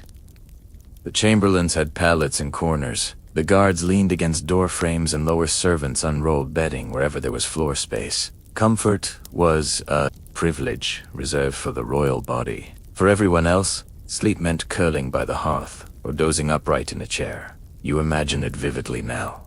The king or queen tucked behind drawn curtains, while only a few feet away, a page lies wrapped in a coarse wool blanket on the flagstones. The fire pops its glow, falling across weary faces. Someone shifts. Someone coughs. The quiet is broken by a muttered prayer. Sleep here was never solitary. It was a communal act, layered with duty and fatigue. One colorful note from Chronicles describes guards sleeping upright against doors with halberds in hand, trained to wake at the slightest sound. Imagine the half-dreaming state, eyelids drooping but muscles tense, ears straining through the hush. These men slept not for themselves, but for the monarch. Their rest constantly balanced on vigilance. And here's a more unusual detail. Some attendants were known to sleep directly at the foot of the royal bed, curled like watchdogs. The symbolism is striking. Their bodies acted as barriers, their dreams interrupted by any stir from within the curtains. Imagine being so close that you could hear the monarch's breath, yet never cross into the intimacy of the bed. It was both honor and burden, loyalty written in exhaustion. Scholars still discuss how sustainable this communal arrangement really was. Some argue that such proximity was a necessity of security, ensuring that the monarch was never unprotected. Others suggest it was also about control, keeping attendants constantly within reach, so that orders could be given at any hour. The debate continues. Were servants guardians of comfort or prisoners of obligation? Close your eyes and lie in one of those imagined pallets yourself. The straw shifts beneath your body. The blanket smells faintly of smoke, and the warmth from the fire fades the farther you stretch your toes. Your stomach growls from a half meal eaten hours earlier. Around you, the steady breathing of others fills the chamber like waves. Above it all, you hear the faint creak of the royal canopy as the king turns in his sleep. You are close to power, yet endlessly far from it. The sensory elements are layered. The scratch, of course, fabric against your skin. The grit of straw poking through seams. The acrid smell of smoke that never quite leaves your nose. A faint draft slips under the door, brushing your face with icy fingers. You tug the blanket tighter, shivering, but exhaustion pulls you down regardless. Sleep in such conditions was not about comfort, but inevitability. One anecdote from a late medieval court tells of a servant who fell so deeply asleep beside the hearth that he rolled too close and singed his hair. The laughter of fellow attendants carried into the morning, but behind the humor lay the reality. Fatigue was constant, mistakes inevitable. Servants bore the brunt of endless labor by day and broken rest by night. Academic debate lingered over whether attendants ever truly resented this arrangement. Some historians argue they must have envied the monarch's heavy furs, longing for warmth while they shivered in shadows. Others point out that proximity to the royal bed also meant opportunity. Chance encounters whispered favors and potential advancement. A servant curled on the floor might still dream of power. Now, imagine dawn breaking. A chamberlain stirs first, rousing others with a whisper. Pallets are rolled, blankets folded, the fire coaxed back to life. The monarch stretches behind curtains, attendants ready at once to assist. Woe's communal sleep transforms instantly into bustling service, the intimacy of night dissolving into the hierarchy of day. You step out of the chamber, your mind lingering on the strange intimacy of it all. Royal sleep was never solitary. It was watched, guarded, and surrounded by a chorus of weary bodies. The king and queen may have been swaddled in velvet, but their rest depended on dozens of exhausted attendants curled on stone floors. Power, it seems, always slept in company. You follow another staircase, one that spirals more tightly, leading to a quieter corner of the castle. Here, the stones feel older, the corridors more echoing. You push open a small wooden door and step into a chamber that feels haunted by sound rather than sight. This is the world of medieval night, an acoustic landscape alive with creaks, groans, and whispers. It was not silence that surrounded kings and queens at bedtime, but a chorus of noises that could unsettle even the bravest. One thing described in countless chronicles is that castles were never quiet. Timber beams shifted as they cooled, producing groans like low voices. Wind whistled through arrow slits and rattled shutters. Rats scurried in walls. Owls called outside. Dogs barked in courtyards. A monarch lying in bed, curtains drawn, would still be immersed in an uneasy soundscape that left little room for calm. You pause in the middle of the room and imagine it. The canopy curtains block the draft, but not the noise. Somewhere in the rafters above, you hear the flap of a bird disturbed from its roost. On the stairwell outside, a guard coughs, the sound echoing upward. Farther off, the clang of a chain against a gate repeats in the wind like an iron heartbeat. Sleep here required a stubborn will. A curious note appears in a 14th century household account. One queen requested a rotating staff of musicians to play softly in her chamber at night. Lutes, recorders, or voices humming. Psalms were meant to drown the unsettling creaks. Imagine drifting off, not to silence, but to the faint strains of melody. A lullaby not for a child, but for a monarch who ruled empires. Scholars remain uncertain how effective such measures were. Some argue that constant noise from servants or musicians would have been more disturbing than soothing. Others believe the familiarity of soft sound masked the more alarming creaks of stone and timber. The disagreement reveals how subjective sleep must have been. What comforted one ruler might have kept another awake all night. Now picture yourself tucked beneath furs as the castle breathes and groans around you. The curtain muffles your sight, leaving your ears heightened. You hear the flutter of bats near the chimney, the snap of logs in the fire, the faint scrape of a mouse across stone. Every sound magnified by stillness, each one a reminder of how fragile security feels when darkness presses close. Oddly enough, some chronicles record monarchs waking in terror from imagined threats. Phantoms, demons, or assassins, conjured by the night's chorus. A rustle near the bed might be a servant shifting, but to a half-asleep mind, it could be an intruder with a blade. Night amplified fear, and castles with their echoes and drafts fed the imagination mercilessly.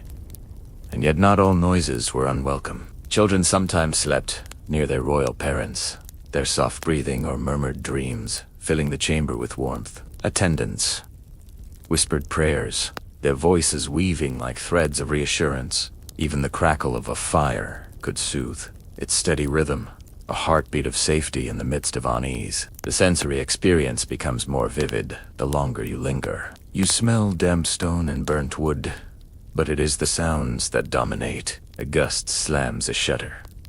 A dog barks sharply before falling silent. The timber groans.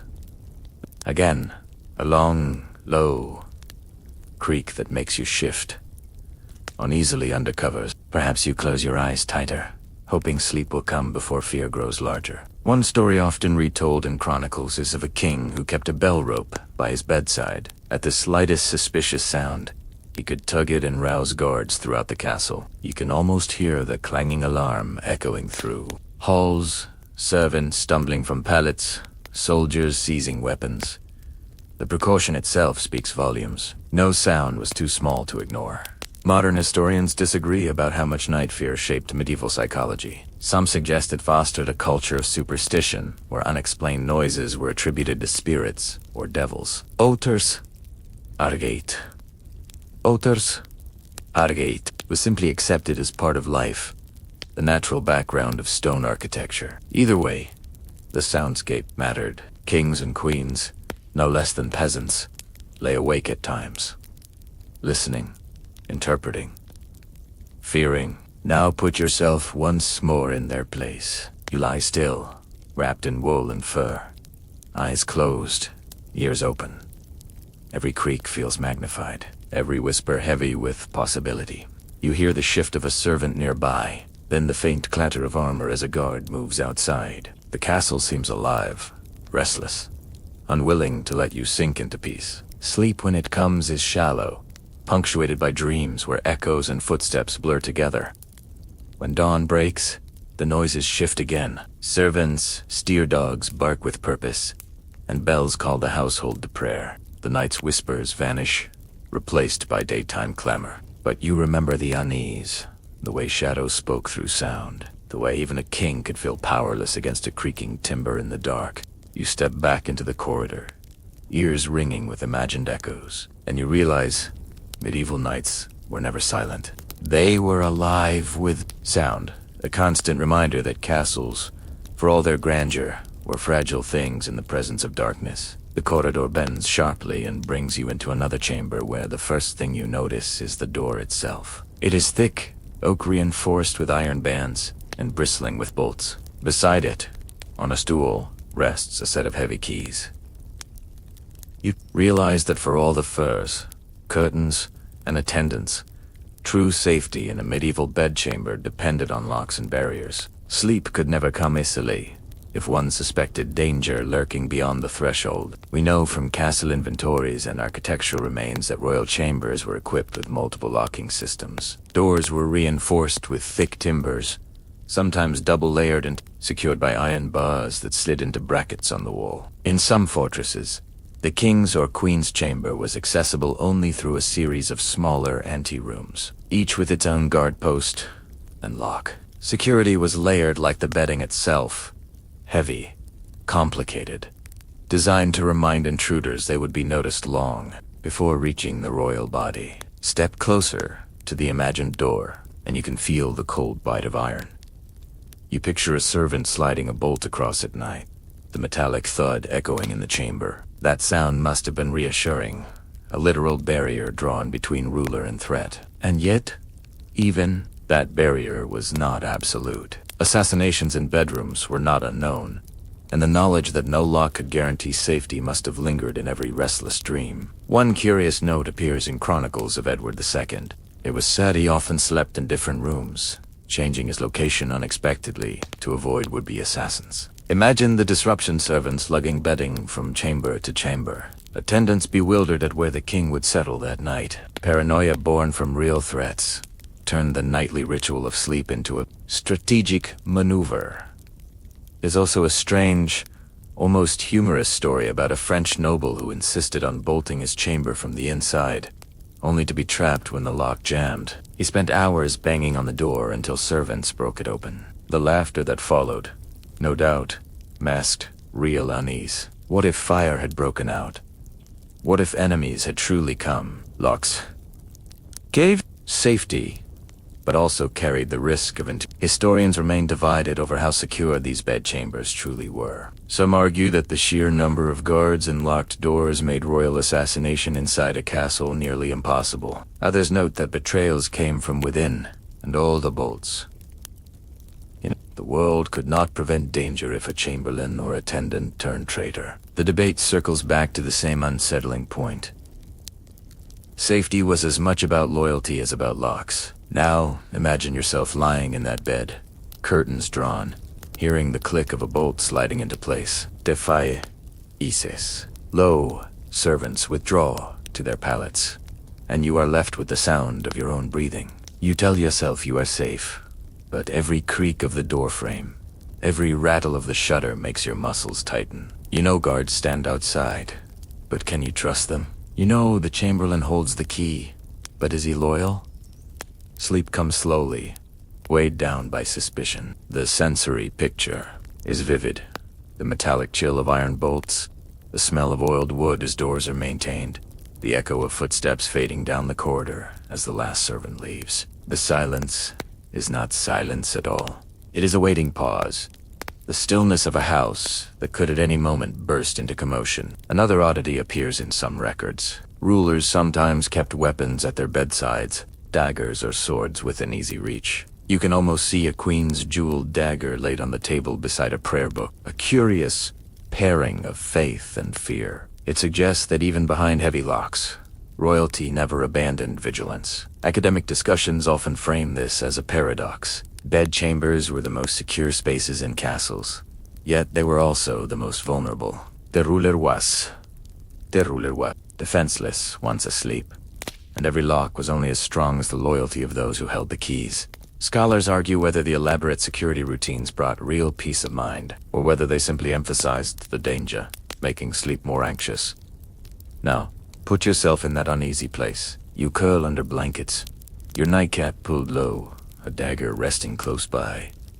Outside, Bicartin's attendants breathe softly. Beyond the door, a guard shifts his weight, chainmail clinking faintly. Every sound magnifies in the dark.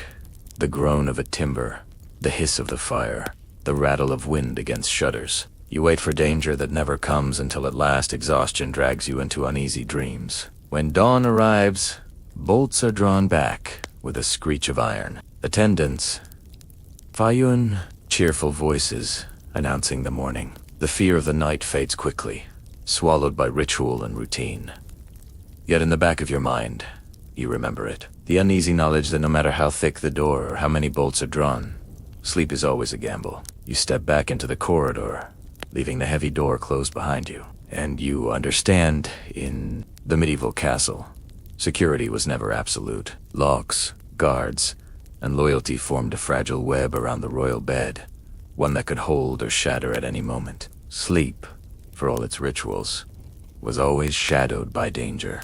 The next passage takes you not to a royal chamber, but into a cloistered wing attached to the castle's chapel. The walls here are stark, the air cooler, the atmosphere quieter. You realize this is a different kind of sleeping world altogether. Monastic quarters where the rhythms of prayer and austerity shaped how men and women of God endured winter nights. For kings and queens, the proximity of monasteries and chapels often meant constant comparison. Their own chambers seemed extravagant when measured against the strict simplicity of monastic sleep. From monastic rules like the Benedictine Regular, we know that monks were expected to rest communally in long dormitories. Privacy was rare. Rows of beds or pallets lined the hall, sometimes divided only by thin partitions or curtains. The emphasis was on equality. No single monk's bed was meant to be better than another. Warmth was minimal. Straw mattresses, simple woolen blankets, and perhaps a cloak pulled over the shoulders were all that shielded them from the chill. You pause in the imagined dormitory now. The room smells of straw, wax, and human breath. Windows are narrow, shutters creaking in the wind. A single candle burns at the far end, more symbolic than useful. Silence is demanded, though coughs and sigh punctuate the stillness. The cold presses against everybody equally, a reminder that in this life, humility extended even to sleep. One detail from Cistercian houses stands out. Monks were often required to sleep in their habits, ready to rise instantly for the midnight vigils. Imagine the scratch of coarse wool against bare skin, the tightness of a belt around your waist as you lay on straw. Comfort was sacrificed for readiness, the body treated as a tool for devotion rather than a vessel for luxury. Curiously, records from some nunneries show a small allowance for extra coverings in bitter winters, wool hoods or furlan mantles. You can picture sisters huddling under layers, their prayers whispered through chattering teeth. Even here, hierarchy crept in. Abbesses sometimes enjoyed thicker blankets, though still modest by royal standards. Scholars continue to debate how strongly monastic practice influenced royal life. Some argue that kings and queens, conscious of religious ideals, occasionally adopted austere habits in their chambers, limiting luxury, favoring wool over silk, or sleeping with fewer attendants during seasons of penance. Others insist that royal households rarely imitated true austerity, preferring ceremony over sacrifice. The truth may lie in the symbolism. By acknowledging monastic sleep, monarchs reinforced their connection to piety, while rarely embracing its discomfort fully. Now picture the contrast. You step back into a royal chamber after imagining the dormitory. Their furs pile thick, fires burn brighter, attendants hover to ensure warmth. And yet in the minds of kings and queens, the image of monks shivering on straw beds lingered as a reminder. Perhaps it eased their guilt to know others lived in such devotion. Perhaps it justified their own luxury, framed as necessary for rulers rather than optional for aesthetics. The sensory shift is dramatic. In the dormitory you hear the rustle of straw, the murmur of Latin chants rising before dawn, the shuffle of bare feet across stone. In the royal chamber, you hear whispered counsel, the hiss of braziers, the rustle of silk curtains. Both worlds endured cold, but one embraced it as discipline, while the other fought it with wealth. An unusual anecdote survives from the chronicles of King Louis IX of France. Remembered for his piety, he sometimes insisted on sleeping on straw during Lent, even as his courtiers enjoyed feather mattresses. It scandalized some attendants and impressed others, but it highlights the way monastic ideals occasionally invaded royal practice. Whether he slept soundly is another matter entirely. Modern experts remain divided. Did such gestures reflect genuine discomfort, or were they symbolic performances staged for moral authority? Perhaps, but either way, the image of a monarch embracing monastic austerity for a season added weight to the idea that rulers shared in the trials of their people. Now place yourself in the monastic dormitory. You lie on straw wrapped in a coarse blanket, your breath forming mist in the air. Around you, rows of others breathe in unison, their snores and sigh creating a strange harmony. T. Bell. Will ring son, calling you to rise in darkness for prayer. Sleep is shallow, fragmented, shaped by devotion. You do's wake, do's again, always aware of the cold. Then imagine stepping from that into the queen's perfume chamber once more. The shock is profound. Furs heavy on your chest, the warmth of embers glowing, curtains closing you into privacy. The contrast itself becomes part of the narrative of power. Rulers had what monks renounced, yet both worlds claimed legitimacy through their choices. As you leave this imagined dormitory behind, you understand something deeper. Royal sleep was luxurious, yes, but it always carried the shadow of monastic austerity. A reminder that in the eyes of the church, true devotion lay not in velvet, but in straw. In winter especially, the comparison must have been sharp, each cold night pressing the contrast into sharper relief. You cross into another part of the castle, one that smells faintly different, even in imagination. Here the walls gleam with imported hangings, and the floors are softened by woven carpets that clearly did not originate from Northern Europe. This chamber speaks not just of comfort, but of trade, of global networks stretched across oceans and deserts. Kings and queens did not endure the cold winters with wool alone. They adorned their beds with exotic imports that shouted wealth to every visitor. We know from royal inventories that silks from Byzantium, carpets from the Levant, and furs from the far north all found their way into European chambers. These were not everyday textiles. They were treasures carried across dangerous routes, purchased at enormous expense. To drape a bed with silk hangings was to say without words that one's reach extended across continents. Sleep itself became a declaration of empire. Step closer to the imagined bed, and you see curtains shimmering faintly, dyed with deep indigo or crimson that local weavers could rarely replicate. The embroidery glitters with gold threads, each stitch a sign of costly labor.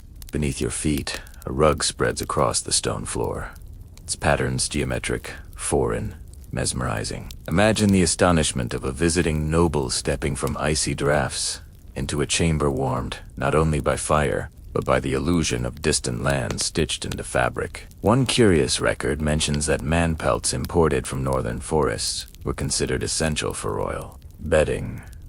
Their white fur speckled with black tails symbolized purity and power. Monarchs sometimes lay beneath entire collets of man, the pelt stitched together so that the sleeper was swaddled in a garment of symbolism as much as warmth. You can almost feel the silky smoothness beneath your fingertips, though you also wonder about the dozens of tiny animals required to produce such luxury. And then there is the quirkier side. Some chronicles describe rulers insisting on silk sheets, despite the fact that silk clung uncomfortably to skin in cold weather. Imagine sliding into bed, expecting warmth, only to find the fabric chilling rather than insulating. Yet the symbolism of silk outweighed practicality. It was less about comfort and more about spectacle. The statement that the king or queen could afford such finery. Experts remain divided on how widely such imports were actually used. Some argue they were reserved for ceremonial display, brought out when visitors might witness the royal bed. Others believe monarchs used them regularly, indulging in the rarest comforts, even when no eyes watched. The disagreement reflects a deeper question. Was exotic bedding a genuine tool of warmth? Or was it merely another theatrical layer in the performance of monarchy? Now imagine yourself lying beneath these imports. The silk feels smooth against your skin, but offers a little insulation. Above you, curtains embroidered with Eastern patterns ripple faintly in the draft. Beneath you, a rug muffles the cold of stone, its weave dense, its colors rich. You shift and catch the faint smell of spices lingering in the fibers, perhaps saffron or musk carried with the cloth from far-off markets. Sleep here is not only physical but symbolic. You are cradled by the world, enveloped in the spoils of trade. The sensory landscape is remarkable. The fire glows, its light bouncing off golden threads and hangings. The smell of exotic furs mixes with wood smoke, creating an air heavy with wealth. You hear the soft rustle of silk as you turn, the muffled thud of footsteps on a carpet that deadens echoes. Even the air feels different, cushioned by the presence of fabric. One amusing anecdote appears in the writings of a Venetian merchant who claimed that an English queen complained of sneezing fits when lying under imported carpets used as blankets. Perhaps the dust of long travel clung to the weave, or perhaps the story was told to mock extravagance.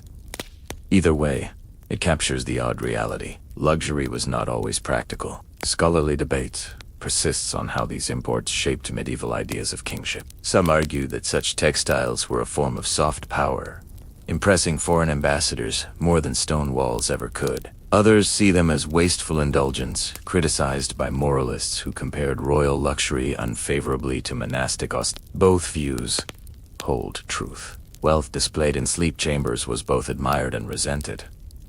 Picture dawn in this imported chamber. Attendants drew back silk curtains, the fabric catching the first light like fire. The monarch rises, their feet sinking briefly into the plushness of a rug brought from far beyond Europe. Every movement is surrounded by reminders of power and reach. Even in winter's coldest months, the chamber declares, the world itself wraps this body in warmth. You step away, the shimmer of silk and the scent of musk lingering in your imagination, and you realize that medieval sleep was not just about survival. It was about spectacle. The royal bed was a stage upon which global wealth performed, turning icy castles into showcases of empire. You wander into another chamber, and this one feels different from the start. It isn't the size of the bed, nor the richness of the hangings, but the faint objects left scattered around. Charms stitched into cloth, tiny relics, set in ivory boxers, crosses etched into bedposts. Here, sleep was never simply physical. It was a moment of spiritual vulnerability, a liminal crossing into a night filled with invisible dangers. For kings and queens whose bodies symbolized the realm, such dangers were no small matter. We know from devotional manuals and accounts of household rituals that medieval people feared the night as a time when demons, spirits, and nightmares prowled. Beds became fortified not only with furs and curtains, but with prayer and magic. A monarch might have a crucifix hung at the bed's head, a rosary tucked under a pillow, or a saint's relic placed on a bedside table. These were protections as essential as locks and guards.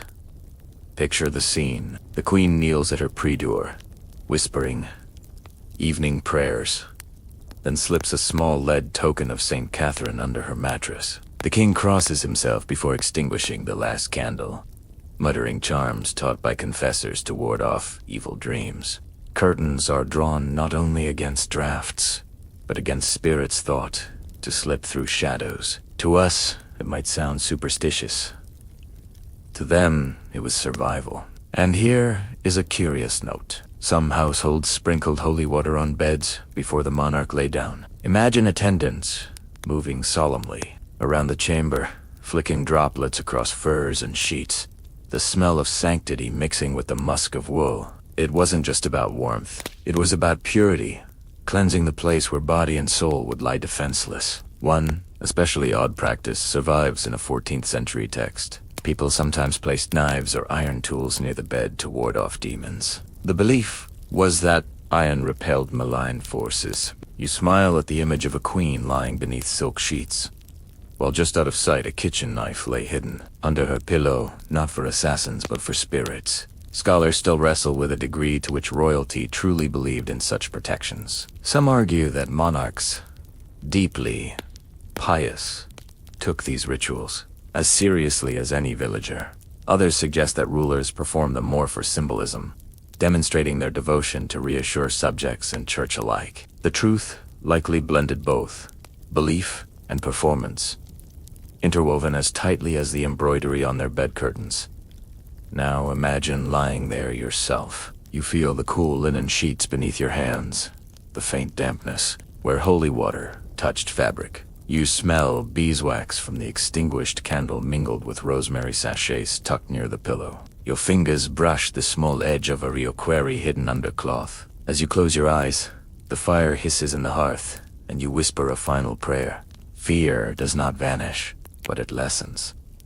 Ritual soothes. The sensory world is full of contrast. Sacred objects glow faintly in candlelight, yet the shadows beyond the curtains feel deeper, alive. The smell of incense lingers from prayers said earlier, mixing with smoke. You hear a servant outside reciting a psalm, his voice carrying softly through the door. Even in silence, the room feels inhabited by saints, by symbols, by unseen guardians. One quirky story recorded by chroniclers tells of a king who insisted on having relics sewn directly into his bed. Over time, the relics frayed fabric and annoyed attendants tasked with repairs. But the king refused to part with them, convinced they protected his dreams from evil visions.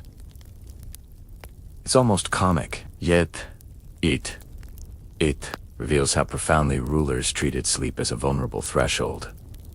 And still, debate lingers among historians. Was this fear of night spirits primarily religious, or was it cultural, a way to give form to the very real unease of sleeping in smoky, creaking castles? Some scholars argue the rituals were psychological, soothing anxieties born of drafts and noises. Others insist that piety itself drove practice, that kings and queens truly believed demons lurked at the bed's edge. The disagreement persists, as murky as the shadows of a medieval night. Now, slip again into that role. You lie beneath layers of fur, your breath fogging the air.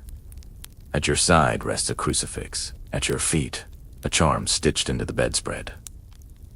You hear the mutter of attendants outside the curtains, the soft padding of a dog shifting near the hearth. The castle cacks, wind whistles, but you cling to the sense that unseen guardians keep watch. Sleep comes not because the room is warm, but because it has been fortified with prayer and symbol. When dawn breaks, the first light touches relics on the table, glinting faintly. The queen's token is retrieved, the king's charm set back into its case, and attendants whisper prayers of thanks. Night has been survived not only through blankets and fires, but through faith. You step out of the chamber, leaving behind its faint aura of incense and secrecy, and you realize, for medieval royalty, sleep was never merely physical rest. It was a spiritual crossing, a nightly battle against invisible forces fought with crucifixes, charms, and whispered words in the dark. You climb back toward the upper levels of the keep, where the air grows colder again, and you step into a chamber that looks almost deserted. The hearth here is little more than a hollow in the wall, the bed smaller, the curtains thinner, yet this is no servants' corner. This is a reminder that in some castles, especially during long winters, kings and queens abandon their grand ceremonial rooms to occupy smaller, warmer chambers tucked deep within the walls. Surviving building plans show that many castles contained inner chambers or closets attached to the great bedchambers. These were narrow, insulated spaces where heat could be trapped more effectively. The grand canopy bed might remain for display, but the actual sleep sometimes took place in what looks too modernized like a modest side room.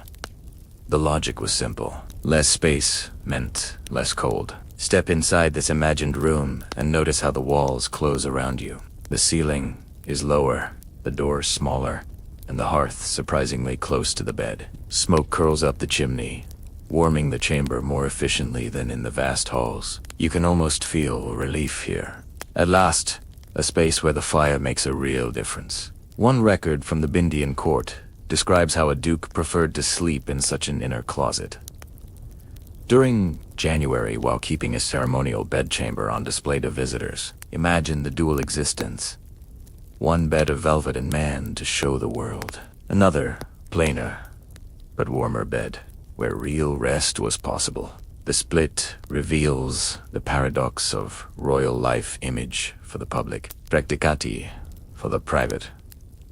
And here's a curious little note. In some castles, these side rooms were so small that attendants could barely squeeze in. Servants sometimes slept just outside the door, ready to respond if called, but unable to crowd inside. The monarch, for once, enjoyed a sliver of privacy, though it came at the price of cramped quarters. Experts remain divided on how common this practice really was. Some argue that most monarchs spent winters in these smaller heated closets, abandoning the grand chambers entirely. Others insist it was the exception. That ritual display demanded the monarch remain visible, even at night. The uncertainty lingers, a reminder of how icily practical realities slip out of the historical record. Now imagine yourself lying in this inner chamber. The bed is smaller, the covers fewer, but the warmth is immediate. The fire's glow reaches you without needing to cross a cavernous space. The walls trap heat instead of bleeding it away. You shift under blankets, and feel for the first time in this journey something approaching real comfort. Yet, Evanar, the Dorkax, when a guard shifts outside, reminding you that privacy was never complete. The sensory details sharpen. You smell the sharper tamps of smoke, thicker in a confined space. You hear the hiss of logs catching flame, louder because the room is so small. You see light bouncing across close stone walls, the shadows less grand, but more intimate. The warmth of the fire finally seeps into your bones, though it also leaves the air stuffy. You tug your nightcap lower and breathe deeply, grateful for heat if not for freshness. One amusing anecdote describes a nobleman who so enjoyed his heated closet that he refused to return to his great chamber for weeks, forcing attendants to hold court in a space barely large enough for 4 people. The chronicler noted with sly humor that politics carried on among the bedposts and boots, as though even governance had been shrunk by the confines of the room. The scholarly discussion here focuses on symbolism versus practicality. Was the shift to inner chambers an admission that castles failed to provide true comfort, or was it a clever adaptation, a sign of ingenuity? Some argue it undermined royal majesty, reducing kings to creatures huddling for warmth. Others insist it showed resilience, the ability to adapt without losing face. The lack of consensus reminds you that history often balances between perception and reality. Slip back into the bed once more. Eli curled tightly, the covers drawn close. The fire pops, sending warmth across your face, but the rest of the chamber feels thick with smoke. You cough lightly, then drift towards sleep anyway, soothed by the nearness of the fire. Outside, guards shift uneasily, listening for movement. For a few short hours, warmth triumphs over grandeur. Morning here looks different, too. There are no grand curtains to fling back, no parade of courtiers. Instead, a few attendants step quietly inside, helping you dress quickly before leading you back to the ceremonial bedchamber for appearances. The secret of the night remains hidden. That true sleep came not in the hall of velvet and gold, but in this narrow closet warmed by fire. You step out into the corridor again, glancing back at the modus chamber, and you realize medieval royalty lived double lives in winter.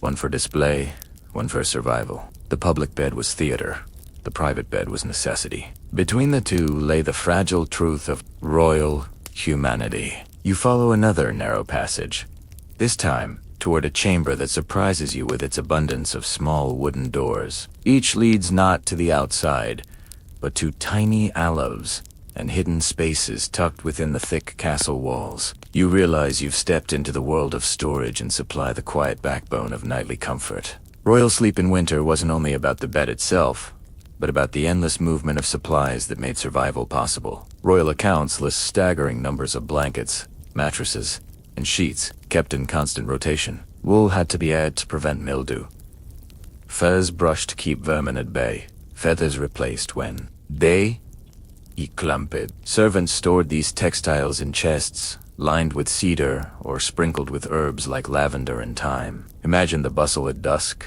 attendants hauling fresh linens, shaking out quilts in smoky air, layering bed after bed, so that by the time the monarch arrived, it looked effortless. Step closer in your imagination to one of these storage chests. The wood smells sharp, spiced faintly with resin. Openeth, and you find folded sheets of linen, their edges embroidered with dynastic symbols. Beneath them lie woolen blankets, dyed in deep reds and greens.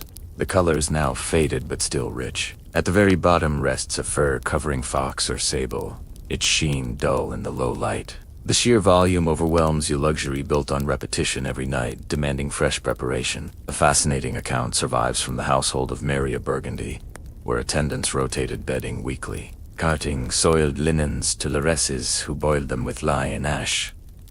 It was laborious, smelly work, but vital. Imagine the smoke rising from great cauldrons outside the castle walls, the air pungent with soapwort and steam. Clean bedding was as much about status as comfort, proof that royalty did not wallow in filth, even if the effort was monumental.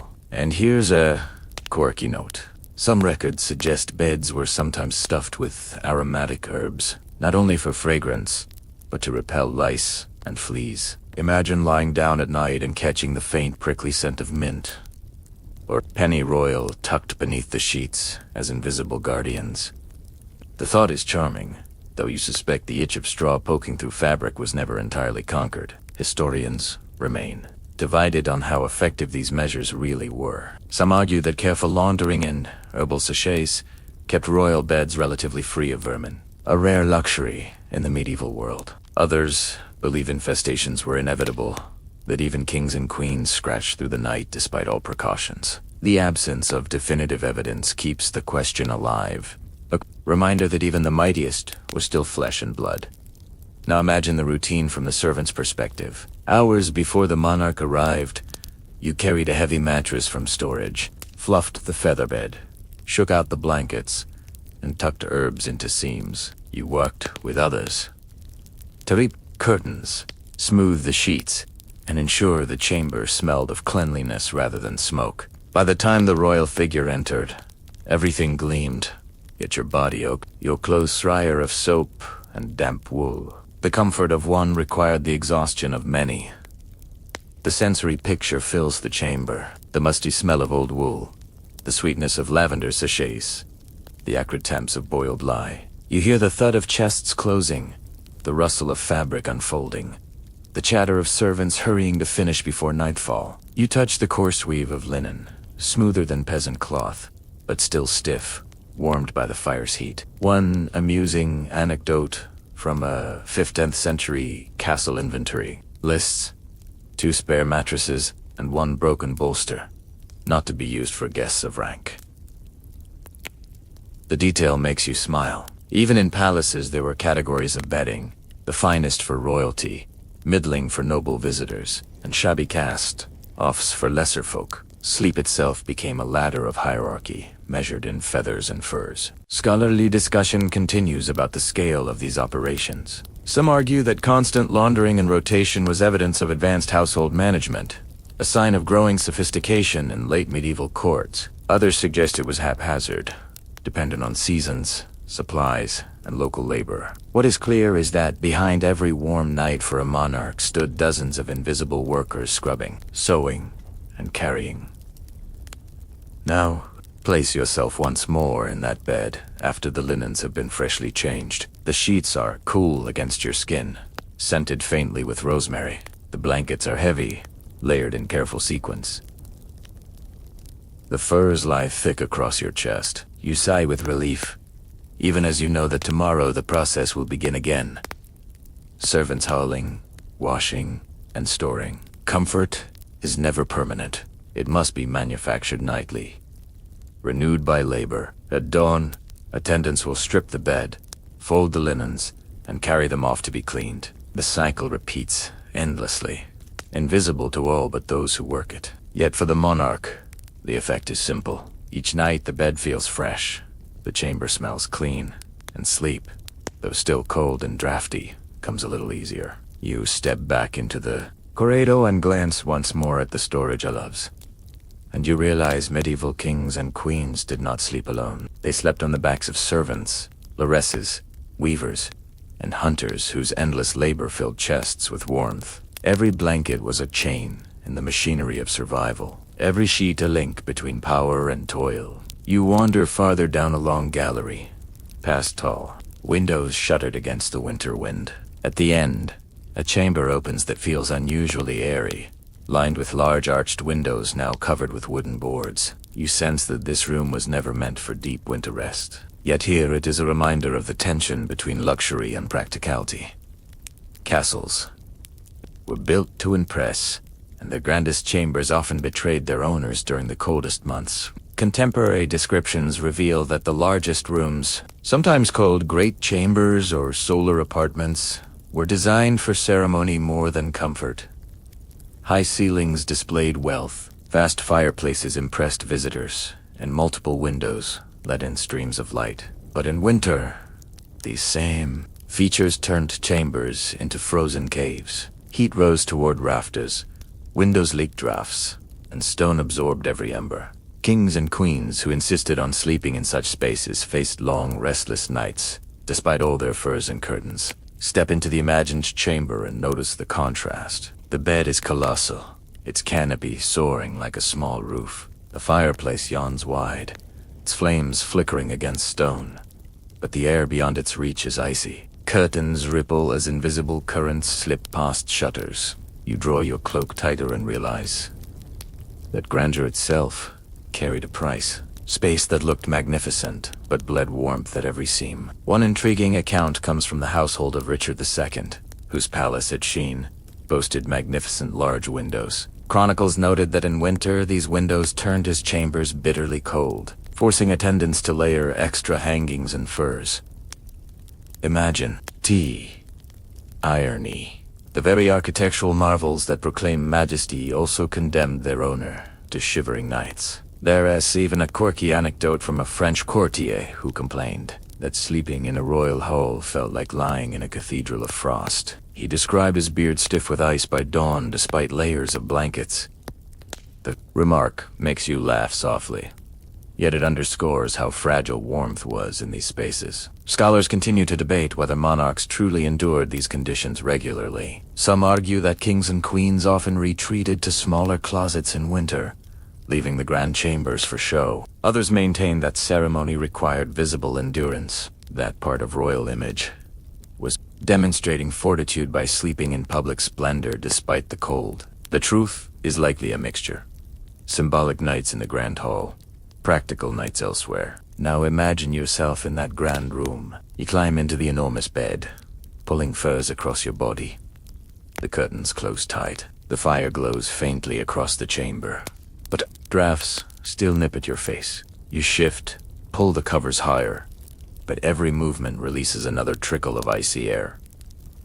Sleep becomes an act of endurance, the majesty of your surroundings, mocking the vulnerability of your body. The sensory atmosphere overwhelms. The smell of smoke is faint here, dispersed by the cavernous space. The sound of wind slipping through shutters is constant, a low whistle that never fades. The sight of high ceilings, beams vanishing into shadow, makes you feel small beneath your own canopy.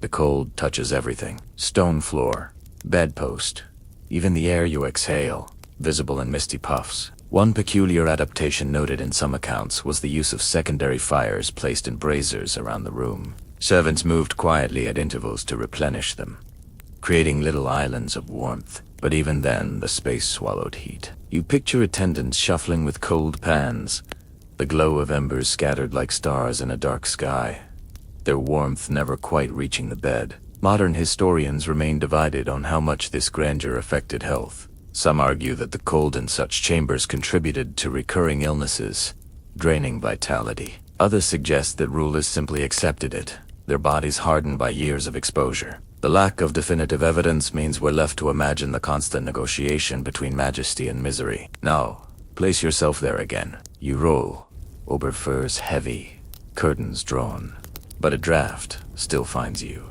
You dream fitfully, disturbed by the whistle of wind and the groan of beams. When you wake, frost clings to the inside of shutters, and your breath lingers white in the air. You shiver, realizing that even surrounded by wealth, you've spent the night in a frozen monument. At dawn, attendants fling open the curtains, revealing your disheveled hair, red nose, and weary eyes. Yet to courtiers who bow low, the spectacle is unchanged. The monarch is risen from a bed of state, surrounded by magnificence. The truth of the night remains hidden, swallowed by ceremony. You step back into the corridor and glance once more at the vast chamber, and you realize medieval kings and queens often slept in rooms designed more for appearances than for warmth. Winter nights here were trials of endurance disguised as grandeur. To occupy such a bed was to prove not only majesty but also resilience, a nightly reminder that power carried its own form of discomfort. The passage turns again, and you find yourself in a smaller, quieter hall where the air feels almost warmer, though the fireplace is long dead. It dawns on you that not every royal night was passed alone with furs, fire, and whispered prayers. Sometimes kings and queens chose out of custom, out of necessity, or out of sheer survival to share their beds with others. Not always in the way scandalous tales suggest, but in arrangements that blurred lines between intimacy, politics, and practicality. From chronicles and court ordinances, We know that bed sharing was not unusual in the medieval world. Even among nobles, it was common for two or more individuals to sleep in the same bed. Privacy was rare and warmth was precious. For monarchs, the practice carried multiple meanings, sometimes ceremonial, sometimes practical, sometimes strategic. A shared bed was never just a place of sleep. It was a living symbol of alliance, affection, or necessity. Picture the royal bed in winter, its curtains drawn, its furs piled high. Now imagine another body beneath those covers. A spouse, of course, but also at times a child, a favored attendant, or even a visiting dignitary. Such intimacy shocks modern sensibilities, but to medieval rulers it was part of the fabric of life. One fact preserved in household accounts is that children of kings and queens occasionally slept in their parents' chambers, sometimes even in the royal bed, until they were considered old enough for their own attendance. Imagine the little body of a prince curled between velvet and fur, his small breaths mingling with those of his parents. The presence provided warmth, yes, but also a reminder that dynasties were flesh before they were lineage. And then there are the stranger notes.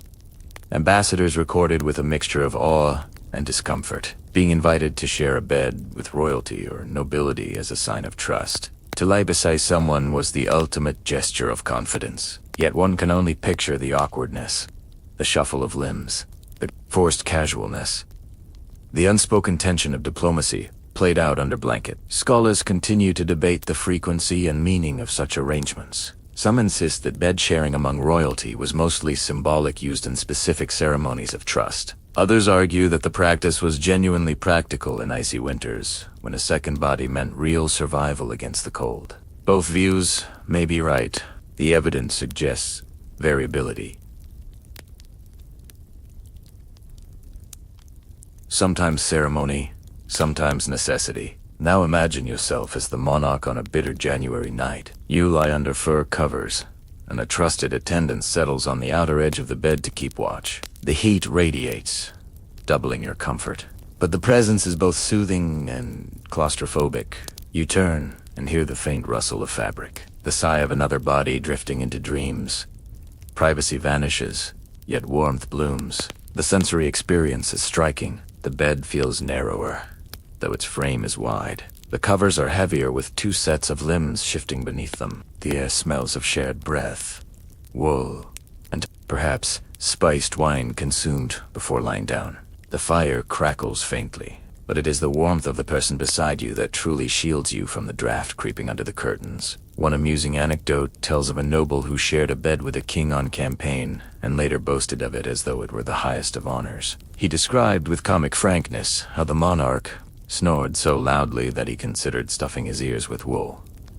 The story circulated as both flattery and joke, proof that even shared sleep could ripple into courtly gossip. Academic arguments circle around the political uses of bed sharing. Was it a tool of intimacy, forging bonds stronger than oaths? Or was it simply the pragmatic continuation of a custom common to all classes? Some historians lean towards symbolism, pointing out how often chroniclers highlighted bed sharing in tales of diplomacy. Others stress practicality. After all, even kings got cold, and no amount of fur rivaled another human body. Now slip into that imagined night again.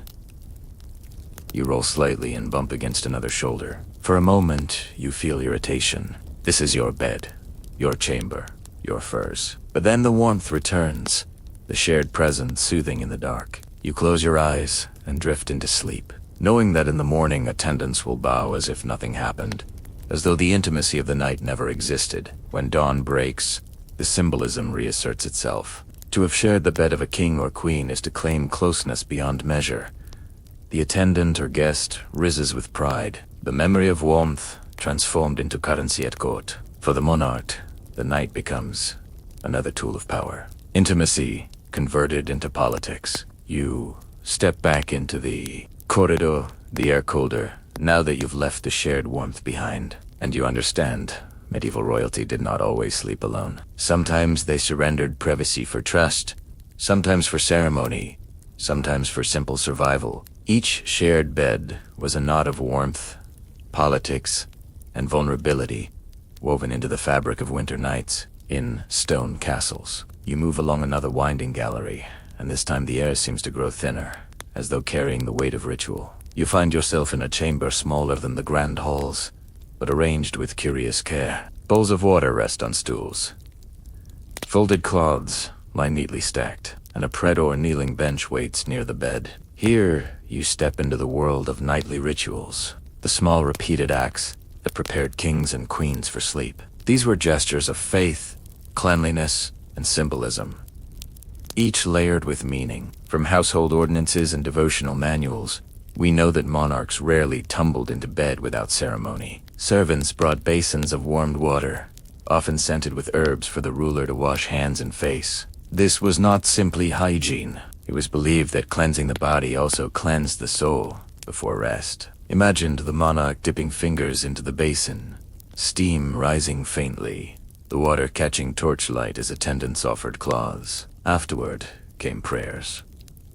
Queens and kings knelt beside their beds, sometimes alone, sometimes joined by chaplain or ladies-in-waiting. Psalms were murmured, the paternoster recited, and sometimes entire litans spoken softly in candlelight. The act was both devotion and performance, an intimate ritual watched by attendants, who carried stories back into the wider household. One well-recorded fact is that monarchs often made the sign of the cross over their bed before lying down. The gesture sanctified the space, marking the bed not only as furniture, but as a temporary altar of the body. Curtains were drawn afterward with care, as though sealing the sanctity inside. And then there are the quirks that add texture. Some accounts mention rulers drinking posset before bed, warm milk or wine, spiced with nutmeg or cinnamon. The mixture was thought to aid digestion and calm the body for sleep. Picture? King sipping slowly from a silver cup while servants hovered, waiting for the signal to withdraw. The flavor was heavy, sweet, and soothing, the medieval equivalent of a nightcap in more ways than one. Historians continue to discuss the exact purpose of these nightly rituals. Were they primarily religious, reinforcing the monarch's image as pious protector of the realm? Or were they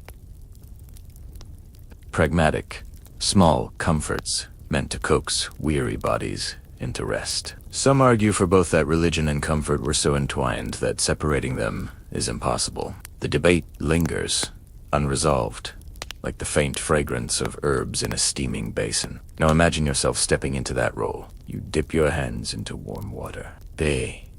Heat, loosening tension from cold, stiffened fingers. You dry them on embroidered linen, soft and faintly scented with lavender. You kneel at the Prado, murmuring familiar words while the fire pops behind you. Your body leans into rhythm, repetition, calming the mind. The night still waits, heavy and cold, but you feel lighter, cleansed, prepared. The sensory details fill the chamber. The soft slosh of water in basins, the fragrance of herbs rising with steam, the faint creak of wood as you kneel. Candles flicker, casting small halos of light across painted saints on the wall. The taste of spiced milk lingers on your tongue, warming throat and belly. You crawl into bed wrapped in the aura of ritual, as though faith itself were a blanket. One unusual anecdote describes a queen who insisted her attendants recite a lullaby like prayer aloud. While she drifted into sleep, the words repeated rhythmically, almost chant-like until her breathing deepened. It is strangely tender, suggesting that even the most powerful sometimes craved the simple comfort of sound at bedtime. Scholars have argued whether these rituals were genuinely effective for sleep, or whether they were more about projection. Was the monarch praying out of faith, or out of habit, performed for others' eyes? The truth may not matter. What mattered was the act itself, repeated nightly, creating continuity between days of chaos and nights of rest. Now, picture the chamber after the ritual's end. The attendants withdraw, the basin of water is carried away, and silence returns. You lie under furs, your body tingling faintly from warmth and prayer. Outside the curtains, the world is still cold and dangerous, but inside them you are wrapped not only in fabric, but in habit, tradition, and belief.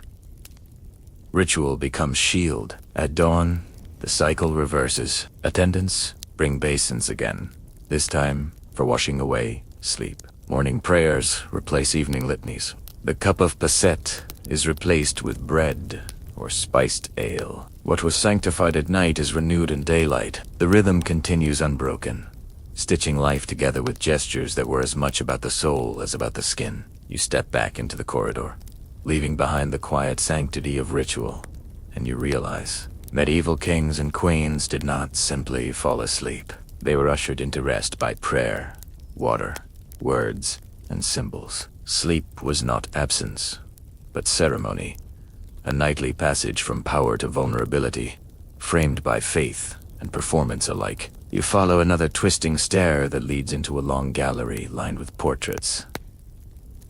There, painted faces seem to watch you as you walk, reminding you that royal sleep was never purely private. It was always watched, recorded, and remembered. And here in this chamber, you come face to face with the way winter nights, in bed-shaped public image. For kings and queens, the bed itself could become a stage where politics, ceremony, and spectacle converged. We know from household ordinances and diplomatic reports that the royal rising and royal retiring were semi-public rituals in many courts. The bedchamber, far from being a sealed-off refuge, was sometimes thrown open at the edges of day. Courtiers filed in to watch the king or queen prepare for rest, or to observe the morning routine of prayers, washing, and dressing. In France, this ritual became known as the couture and leave-out. In England, similar customs evolved. Imagine it, dozens of eyes upon you as you stretch beneath blanket. Attendants bustling to draw curtains, while noble petitioners waited their turn to whisper requests. Picture the scene vividly. The bed stands raised on a dais, the canopy heavy with gold embroidery. Courtiers crowd the room, their breath fogging in the cold air. The monarch reclines in state, propped on pillows, perhaps still speaking with ministers about treaties or taxes. Curtains may be half drawn, suggesting both intimacy and authority. To lie in bed before an audience might feel absurd to you, but to them it projected majesty, a body set apart even in its vulnerability. One fascinating record comes from the French Valier court, where ambassadors noted the strangeness of being received while the king was still in bed. They described the surreal mixture of grandeur and intimacy, being close enough to see the sovereign's nightshirt, yet far enough to bow to the embroidered canopy. It was both privilege and intimidation. And then there are the adder details. Some chronicles describe attendants fussing with the royal pillows, deliberately adjusting them in front of visitors to underline how pampered the monarch was. Imagine the irritation. You're trying to fall asleep, but the choreography continues. Your attendants transforming your fatigue into spectacle. The irony is, sharp royal exhaustion turned into political theater. Historians remain divided over how monarchs felt about this ritualized exposure. Some argue it enhanced their aura, making them seem distant and divine by blurring the line between public and private.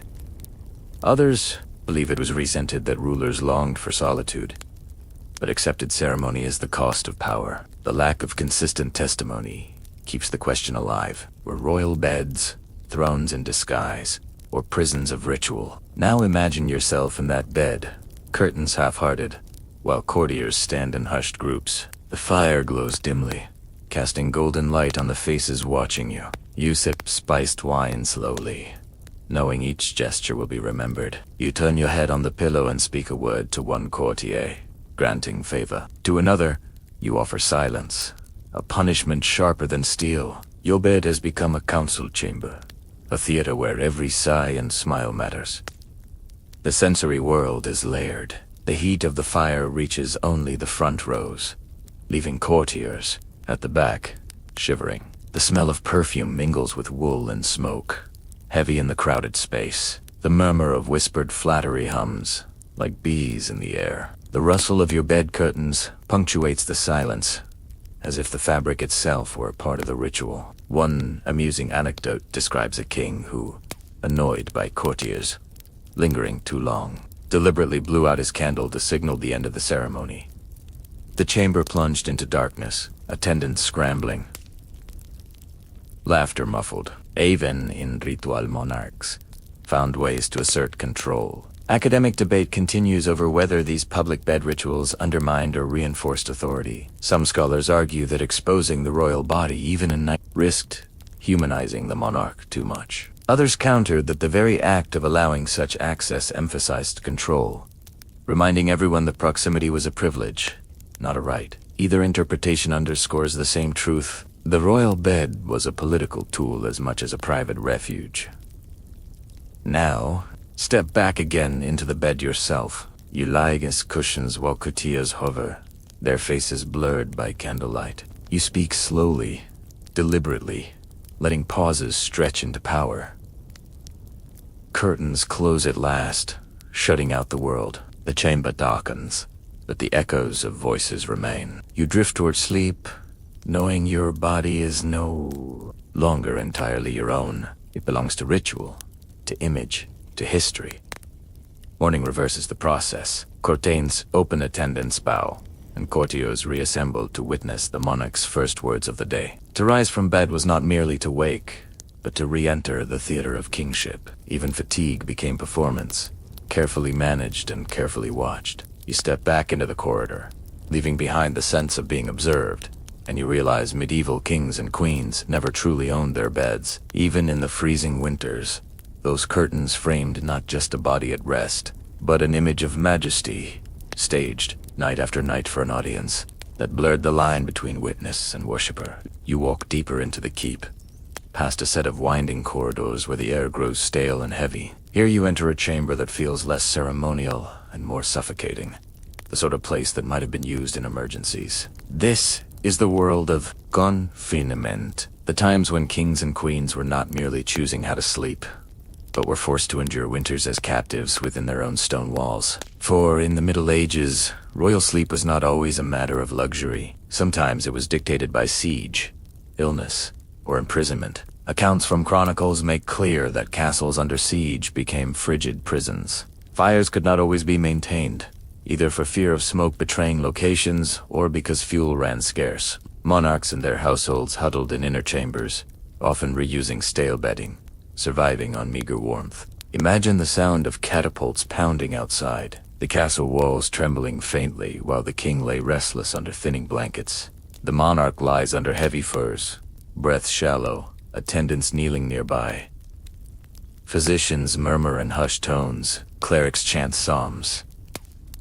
Courtiers weep softly. The fire burns hot, but the ruler's body remains cold, as though already halfway gone. One fact recorded in multiple sources is that rulers were often given the last rites directly in bed. Holy water sprinkled the covers, oils touched the forehead, and the bed itself became a sacred altar. The symbolism was unmistakable. The same canopy that had shielded earthly power now sheltered the soul in its passage toward judgment, and there are stranger, more intimate details. Some chronicles mention attendants, collecting the sheets upon which the monarch had died, treasuring them as relics or burning them to prevent bad luck. Imagine the eerie, quiet as servants stripped the bed, folding blood-stained or sweat-soaked linen with trembling hands, aware that they were handling history. Historians remain divided on how theatrical these moments truly were. Some argue that royal deathbeds were carefully staged, with witnesses invited precisely to craft the memory of Majesty's final hour. Others believe they were more chaotic, filled with fear, confusion, and grief. Perhaps both are true, depending on the ruler, the court, and the season. Now picture yourself lying in that bed as the final night unfolds. The curtains are drawn wide, your body swaddled in furs, but you no longer feel their weight. You see the flicker of candles through half-closed eyes, hear the murmurs of prayers, smell the sharp taps of incense. The chamber is crowded, yet you feel utterly alone. The winter cold seems almost irrelevant now. The chill comes from within, not from drafts. Sleep stretches out before you, endless, unavoidable. The sensory atmosphere is profound. The chanting of psalms reverberates like a lullaby, steady and mournful. The fire hisses, but its sound feels distant, muffled. The air tastes of smoke and wax, heavy on the tongue. Shadows ripple across walls, shifting like souls. Every sensation seems sharper and dimmer at once. A paradox of endings, one poignant, Anecdote tells of Henry IV of England who collapsed in Westminster Abbey and was carried to a chamber where he lingered in bed for days. Chronicles record courtiers pressing relics into his hands and debating prophecies.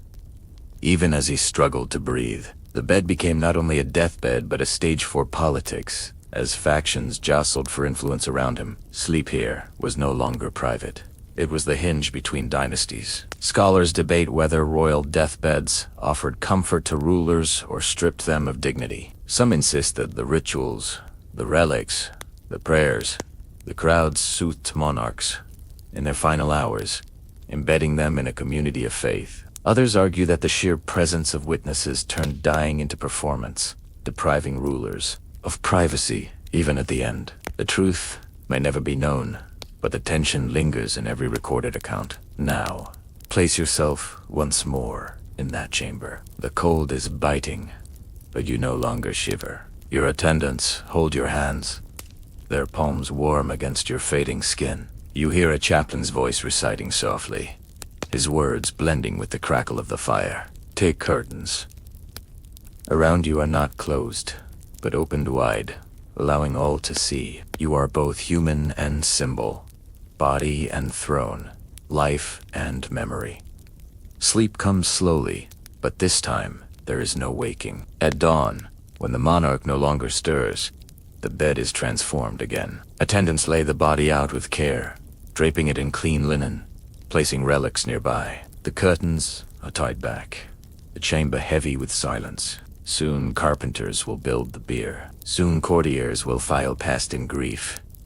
Soon chronicers will set quill to parchment. But for this moment, the royal bed is still the stage of both nightly and eternal rest. You step out of the chamber, your footsteps echoing down the long corridor, and you realize the story of royal sleep in winter has carried you from grand beds of state to cramped inner closets, from smoky fires to silken imports, from fearful charms to political theater. It ends here, where all beds end in silence and finality. The royal bed was a place of power, vulnerability, spectacle, and survival. But above all, it was human. Kings and queens shivered, coughed, dreamed, and eventually lay still, just as any person might. Now the castle fades behind you. Its cold stone walls vanish, leaving only the memory of flickering fires, rustling curtains, and whispered prayers. You drift into your own bed, warm in the present, yet carrying echoes of those distant nights. And as you close your eyes, I will soften the pace, lengthen each breath, and let the imagery dim. The cold stone of the castle becomes mist. The firs and fires dissolve into haze. You are left only with quiet, the steady rhythm of your own breathing. Whatever struggles pressed upon you today, they can be set aside. The kings and queens of old endured winters in fear and ceremony, but you need only sink into comfort. Let your body feel heavier. Let your thoughts drift like smoke from a dying fire. There is nothing more to do, nowhere more to go. The night stretches wide and you are safe within it. Sleep comes gently now, wrapping you not in or silk, but in calm. And in that calm, you can rest. Sweet dreams.